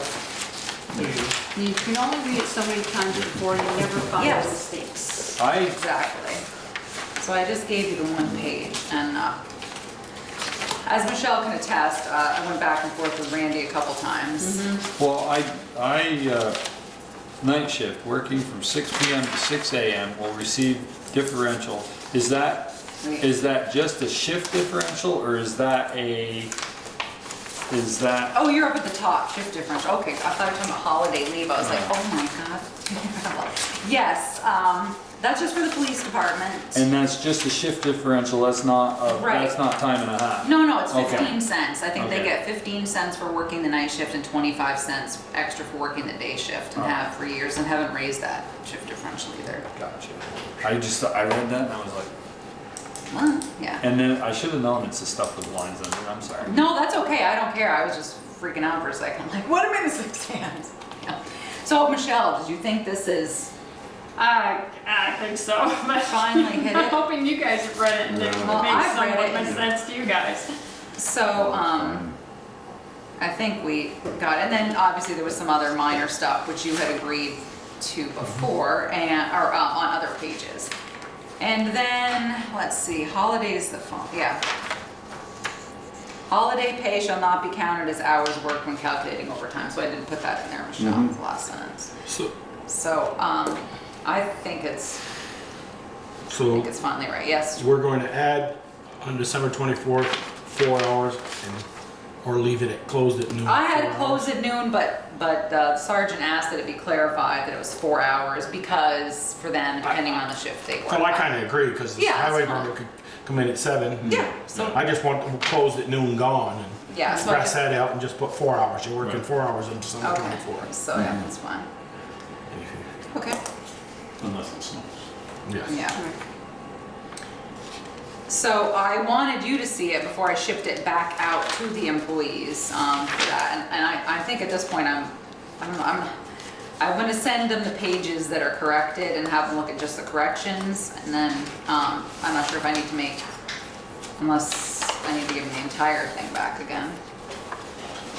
I'll do whatever you choose. I think they just need to change this. Yeah, I mean, I wrote them down on pages 4, 5, 10, 11, 12, 13, 15, and 16, and see if, and I did make, I had a couple changes, which were helpful from Mike at the road, so I mean, this involved changes from the police department and the road department. And Joel, I made a correction all the way through fixing the saw that. highway department, all the way through, so I did take care of that as well. I'm not sure, one of the changes that I wanted to run by you was outside employment, because this was a new one.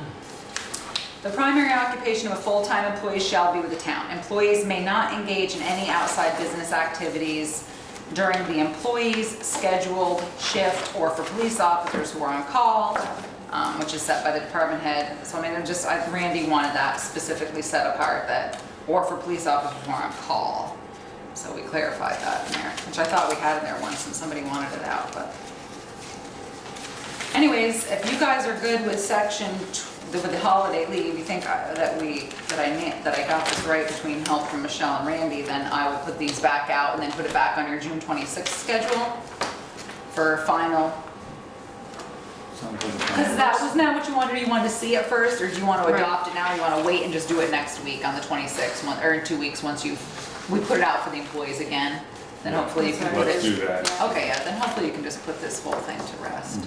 Not that everyone hasn't seen it 800 times, but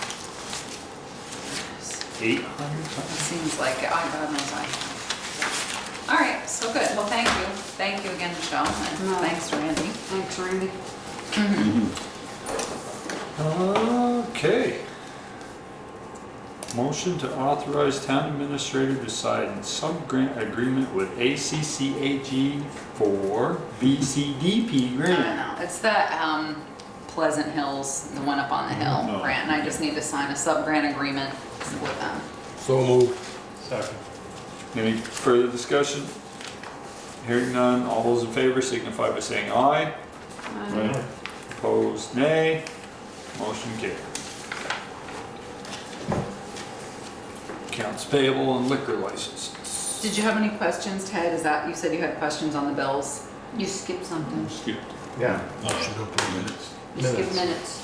Oh, number 8. I checked it off. You checked it off too soon. I checked it off when I was gonna read it. Oh, Okay, motion to approve the minutes of May 24th, 25th, 29th, 31st, 2017, and June 6th, 2017. There. Now everybody's quiet. Yeah, looked okay to me. yeah. Yep, okay. So moved. Second. Any errors or omissions? Hearing I have to none? confess, I didn't read them that closely. Well, you weren't here for a couple of them. We snuck them in. We knew you were gonna be gone, so we had meetings without you. So you're gonna send the ones I did them already, yeah. to, Pam and Jen, yep. she was, I think a month ago, so asking about that January. Yes, I finally sent it to her. I thought I had, and then I sent it again. She's up to date Wanna do it now. before you leave, so. That's right. Alright, hearing none, all those in favor signify by saying aye. Aye. Opposed, nay. Motion carried. Now we'll do the bills payable. All right, now you had a question, Ted. No liquor I licenses thought it was today. select board concerns that I was supposed to. Oh, well, it's fine. You can do it in bed. Maybe somebody else has questions on the bills, so I'm happy I to just- answer now. I just had two. What's the rain barrel from Richard Woods? Yeah, the Conservation Commission, right, is the one who was making these rain barrels, and it looks like Darla bought one to have outside, you know, within her purview, certainly within her purchasing.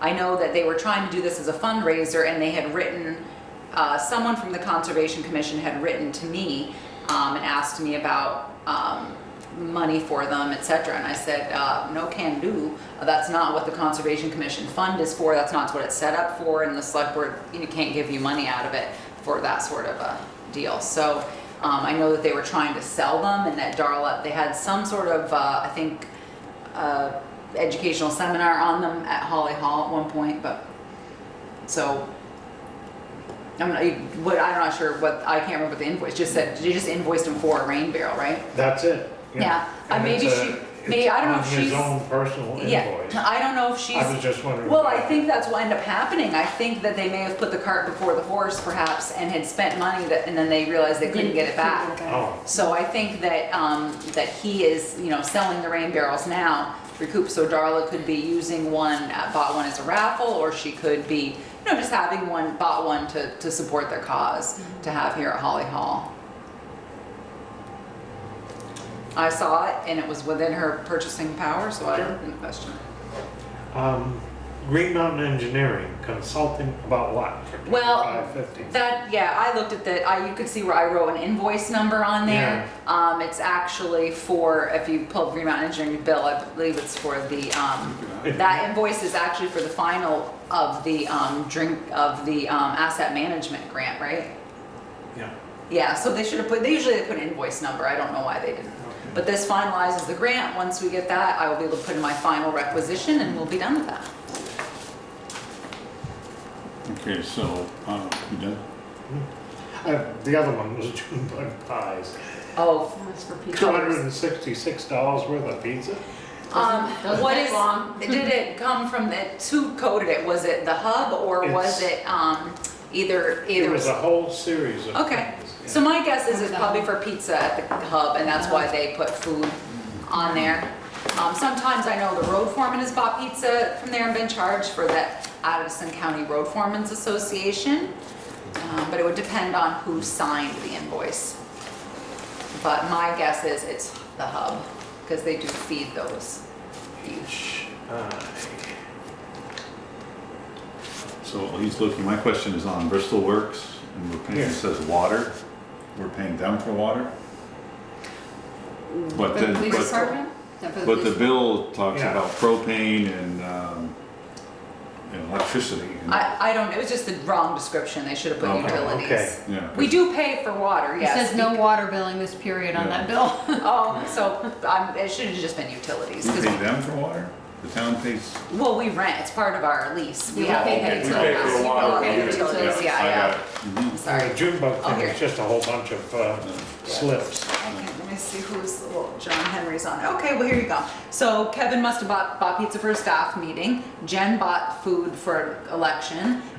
Darla must have bought it for some reason, and so did the hub. So this is every, different people. When you work an election, you get Understand why food. people aren't chipping in to do that. Yeah, well, usually when people work the election, because you DCA members make such big money, we usually try to feed you. Yes? Appreciate it. Yes. All right. Also must have been way back Yeah. March. And just Oh, getting yeah, it up. yes. Oh, that's why I was asking. Yep, Well, yep. You've got the thing there. I Oh, don't God, Peter. Yeah, I want to look up one too. Anybody else? yeah, I see we paid 33.32 for a right turn light, does that include installation? No. I was gonna say, I thought it was more than this, so Okay. that's just the. The one that was gonna be up at the end of That's May? Yeah, well, you know what happened is Peter actually had to go to Montpelier to get get it himself. We Okay. got two small, what do you need? He wants this. We got two small boxes here, and finally it was held up for some reason at FedEx. The guy was having trouble getting the part, getting the box, getting it ordered, getting it here. But he also works for the state, so I'm saying that, this isn't like a private enterprise here.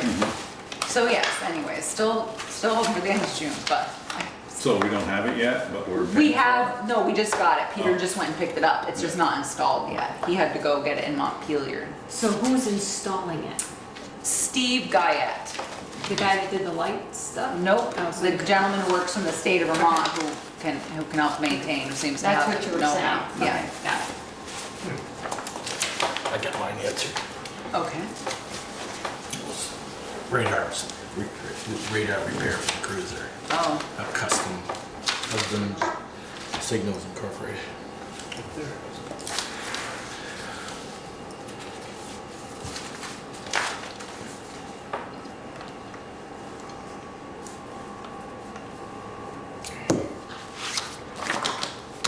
Brett said to hand these out to you. 1, 2, 3, 3 bags and 1 for Beaker. Didn't he just do this a little while ago? He does it every time. Every time it There's a new changes. person or You something got a new changes. person, so you gotta change Oh. it.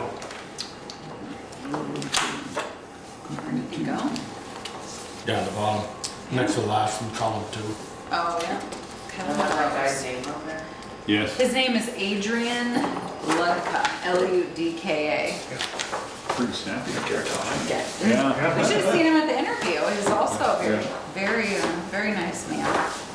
Seemed like a real Well, in asset. the military and police, right? Yeah, So, real asset for you. Seems to be. Did you have a question? no, I just wanted to. Okay.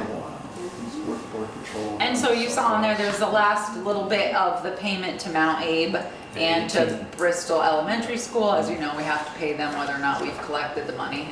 We pay them by the end of June for state.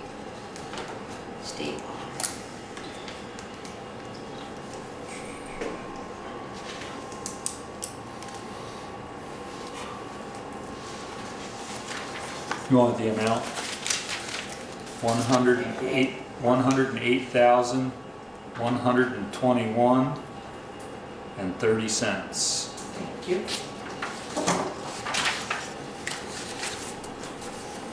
Sign that? Huh? No, you don't. Oh, put that over there. Anything else? Take your licenses and that? We're No, all set. sir, not tonight. Okay, select board concerns. Ted?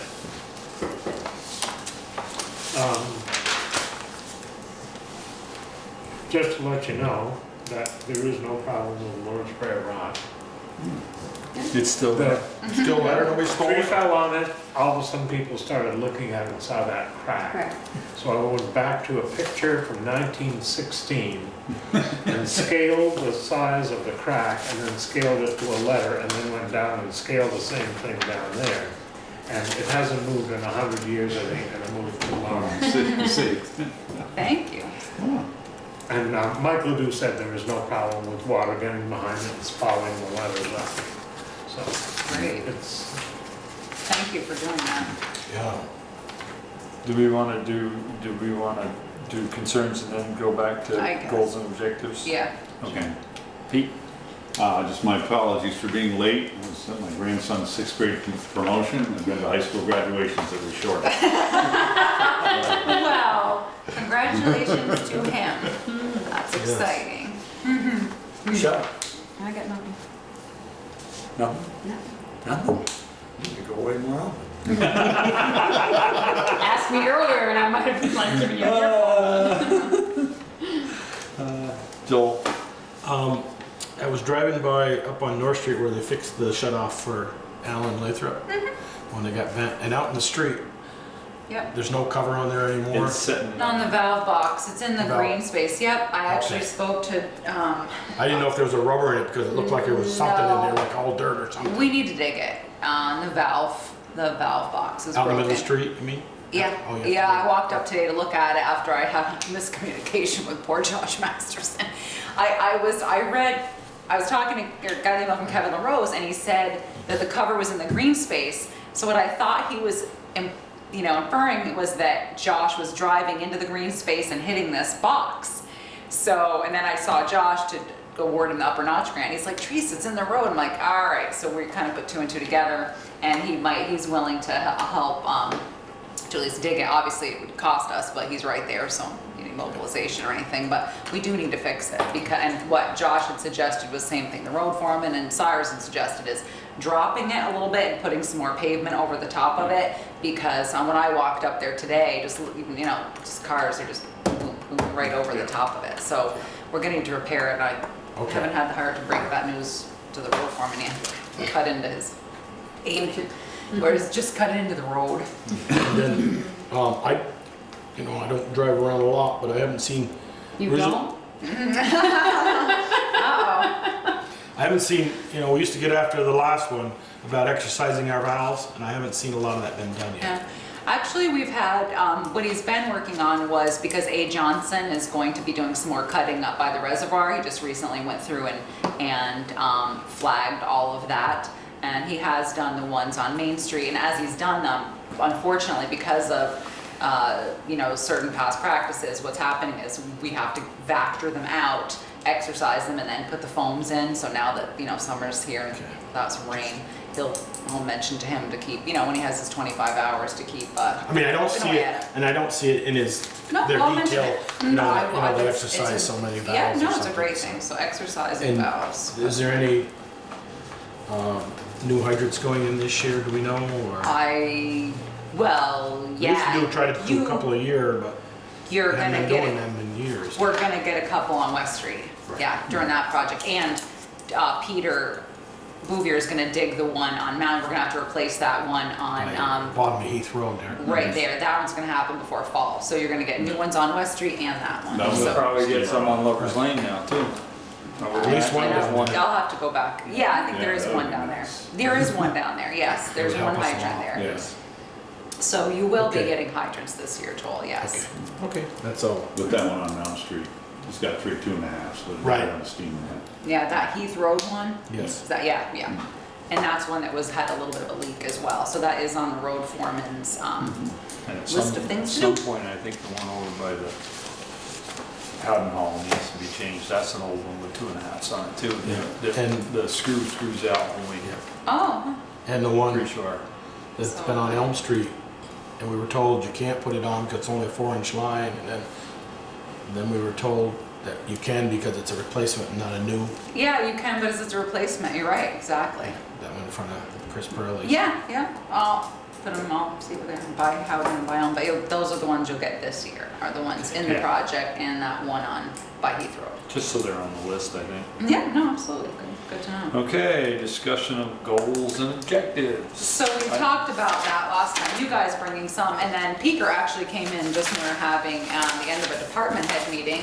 And so I'd asked them the same questions, you know, kind of, and these were some things that they had come up with for you guys to, you know, hopes or ideas or things that came out of the meeting. And so I thought it might help you guys if you knew what they were thinking.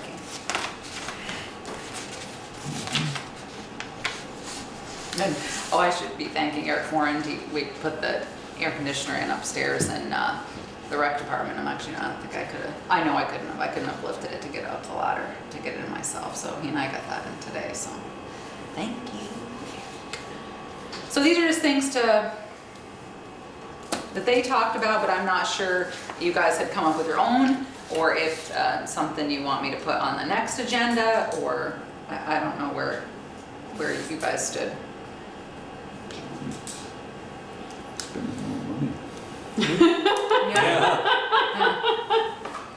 I was thinking that too. I'm thinking, where's it gonna go? Yeah, but there's a few things on here that we really need to be thinking about. Well, I'd like to add There's one a to couple that this. we need to prioritize, I would think. I would like to add getting the select board paperless.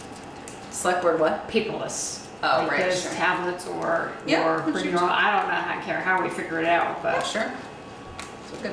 That would save, not that we don't all pick up our packets, most of us, but. No, But it was Save what, on $2? copying and whatever. $2.24 this time. Yeah, and we had a big Yeah. one once, I dropped it off at, Peter was coming, I gave it to him and I delivered Joel's. It's $10 every other week, minimum. Well, if we don't If we don't pick pick it up. Paper and printing and. Yeah. Well, the other thing is too, I mean, easy peasy is I scan it to you as a PDF and you get the whole thing, you know, you just get it emailed to you. But I mean, then you either read it online or you print it out. I mean, that's. Or if you have a tablet, Or if you have a then tablet, you can look at it. Yeah. At least Without if you having print to it reach out out. on your nickel, not Yeah. on the town. Mm-hmm. Well, it's still on our nickel, because we all pay the taxes, Yeah, but. but- You're doing it That's what he's saying. You know what I'm Ted prints it at home, or I Right, print it at it's home. your paper, your My ink. paper. Yeah. You come down and get some paper. Yeah, we'll have to think. All right, so that's fine. So I don't know if you guys put any thought to your list, because we talked about last week, or if you want to just deal with it again end of June or on the 26th. I don't really know what you guys did. I'd like to think about it some more. Okay. It's a good start. Yeah. All right, good. This is a good start. This is their ideas. Right. They're looking for your ideas. So I'll put it on for June 26th, if that's okay with you, Peter. Sure. Like I have to say. Yeah, sure you do. All right. Well, you can say if you had any select board I concerns. just said I was good. Oh, That's why I I moved on. didn't to write the your next name one. down, so Uh-huh. that's fine. I didn't write your name down, Jeff. All right. Administrators report, the street water line update. I'll let you go through. All right, so so we signed the paperwork and Munson is going to be starting June 19th with a completion date of November 21st. So they will be, so Peaker has agreed to stop by there a couple times a week and just check in and see if they need anything as far as, you know, hopefully, you know, obviously there may be a change order or something, but we're gonna have engineer, a field tech, sorry Ben, I'm not sure what your title is, but he's a field On staff, engineer. On site, and then Jamie Simpson, of course, is another engineer who will be, you know, available too as well, to Ben. So they're starting, so that's exciting. Went over very, very, very clearly about the 4th of July, and they were certainly on board with that. This bid has a lot of chloride in it. And so they understand that there's a lot of people here and what a big deal is. And obviously, you know, Lindsay Vincelet is a Bristol resident. She's a VP and the head of, and she understands how big 4th of July is to Bristol. And so she said, you know, they said they would take care of it. There'll be an article in the paper. I just did an interview today with Gayan Murphy. So people will know that there'll be one lane traffic open. They can work 10 hours a day if they choose, but only 5 days a week. So, you know, we had a good relationship with them when they did the quote unquote big dig. And so I'm assuming that we'll enjoy the same relationship with them now. They are doing All of it from Maple all the way to Lover's Lane. To Airport Drive, yep, and over the hill, yep, yep. Is there any thought to start that section from the fire station down over the hill until after July 4th? I don't know what their plan is. I don't think that was anything that we could control. I mean, the way they bid the project, obviously the I numbers think they're came in gonna good. wanna get this stuff in the road done Yeah. as soon as possible so they can get pavement and all that. 'Cause Yeah. they'd be better off working down over the hill through November than they would be working on. Yeah. And, I was just thinking, it's Yeah, just if it's I mean, 3 weeks. You're yeah, talking. I know, and it's tough because I understand what you're saying, but, and they also came in so well with a bid that, it's tough for us to, it wasn't anything that we spec'd in the bid. They actually We couldn't even asked. bid the pipe, remember? They actually asked if they could start after the 4th of July, and because of the time of year they were getting done, they were told no. Yeah, not by us, by the, state. So, but the good thing is too, is so our original estimate on this project was 1.1 million, and then the estimated project cost then came in at 888,000. That was with Munson's bid, engineering, 10% contingency, minus 100,000 from capital roads, and we actually dropped this 1.1 million to 788,000. That's of course, 10% contingency in there and no change orders. So that's as it stands right now. So that's certainly good news for us. One of the things that came out of this was the USDA likes you to put up a sign. So if you've noticed the permit sign in the window of the fire station. I can see that. Then that's what's going on there. So That's what it was bigger. we have to put a sign up. So I did get a zoning permit, and it's just a temporary off-premise sign for construction. It needs, the USDA wanted it up, so obviously it had to be in the construction zone and the work zone. So it's just temporary. Spoke to Brett about it, but just told him it was, coming. You told them it was happening. I just told him, well, what are you gonna do? I mean, it's coming. It has to go somewhere. That's the only property that we own within the area. So that's that. Sewer maintenance, good news. So Peaker has been a very big help and willing participant. And they've gone down, or you've been down once. Yeah. And, but now we've had the septic pumped twice. So we use the technical term brownie, the real sludge that was in there is now out. And on June 22nd, we've worked with Child's Engineering, and we're hiring someone who's gonna come down and core 2 12-inch holes so that you can put the pipe in, for when they're emptying the septic tank to get into those cells. So we're gonna be having that work done, which is a lot cheaper than the $33,000 or $36,000 that they originally gonna cost to put in these very specialized hatches. So we came up with a really good fit there, got that okay with Carl, so that work is gonna be done, so it'll help prevent that big sludge from happening. It was probably 10, 12 feet to the front of the tank from where the hatch was. Yeah. The way we got it was, we agitated it quite a bit. Yeah, it's pretty. That's why the messy whole business. village smelled when it got done. So, but Glad at I least, wasn't here. so now it's cleaned out, and that's why there's 2 pretty good sizable bills in there for Clark's, Wright Septic. Clark Wright Septic. The other thing is the new shut-off went at the fountain without a hitch, and so it was copper when they dug it, and so that went in, and so that's all repaired now. So a big thank you to Cyrus and Alan Clark, of course, and Peter and Kale did a great job. So really appreciate So where did that. that line come from, off North Street or off the back of the park? Off the back of the park. So the last thing is, BFD warranty items. So I met, a couple Fridays ago, whenever you were there, Peter, at BFD with Leo, after we'd talked about, figuring out how we were gonna take care of the flashing, how many, we went through all this with Kevin Harper, Brett and I had met there, we'd come up with a compromise, and then Leo came and looked it all over, and then I got a phone call from Kevin Harper and said that they're gonna obviously fix all the flashing, so that it will be done the way that should be done. Yeah, and it was nice. So Leo came and measured it again, and obviously they're using the same color, but they're using it with heavier gauge and bending it. So we were very happy with that. Just have one warranty item over there for you. And then Peter Bouvier and I got some good news. We got a call from Ashley at V-Trans saying that the paving grant our paving grant may be awarded. We originally didn't make it, which we didn't think we would because, you know, usually you don't get one every 3 years. And she called, said we were next in the queue to get one. With our application was good, and all of a sudden they think they might be getting some extra money, so we're just waiting. If this signature happens, then we're gonna get our full grant, so we were shocked. So we're gonna do a lot of paving if that happens. Yeah, so, and it can be used until 2018. I called Peter right away and said, we still got the match, we're doing it, and he's like, yep, so, which was great news for us. We were not anticipating that at all.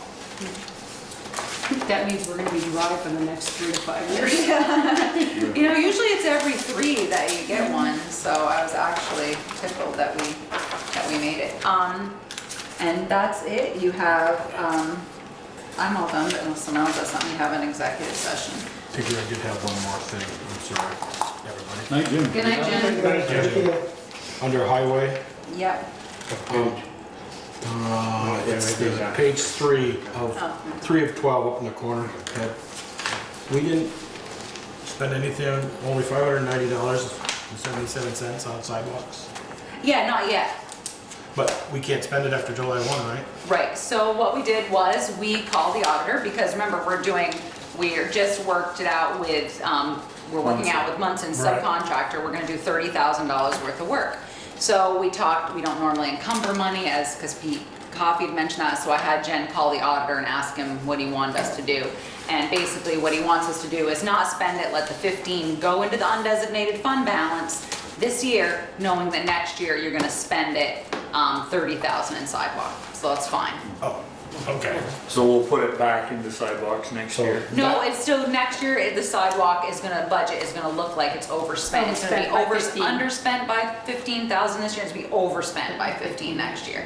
So that'll even out. Yep, it'll just come out of the undesignated fund balance, which is fine.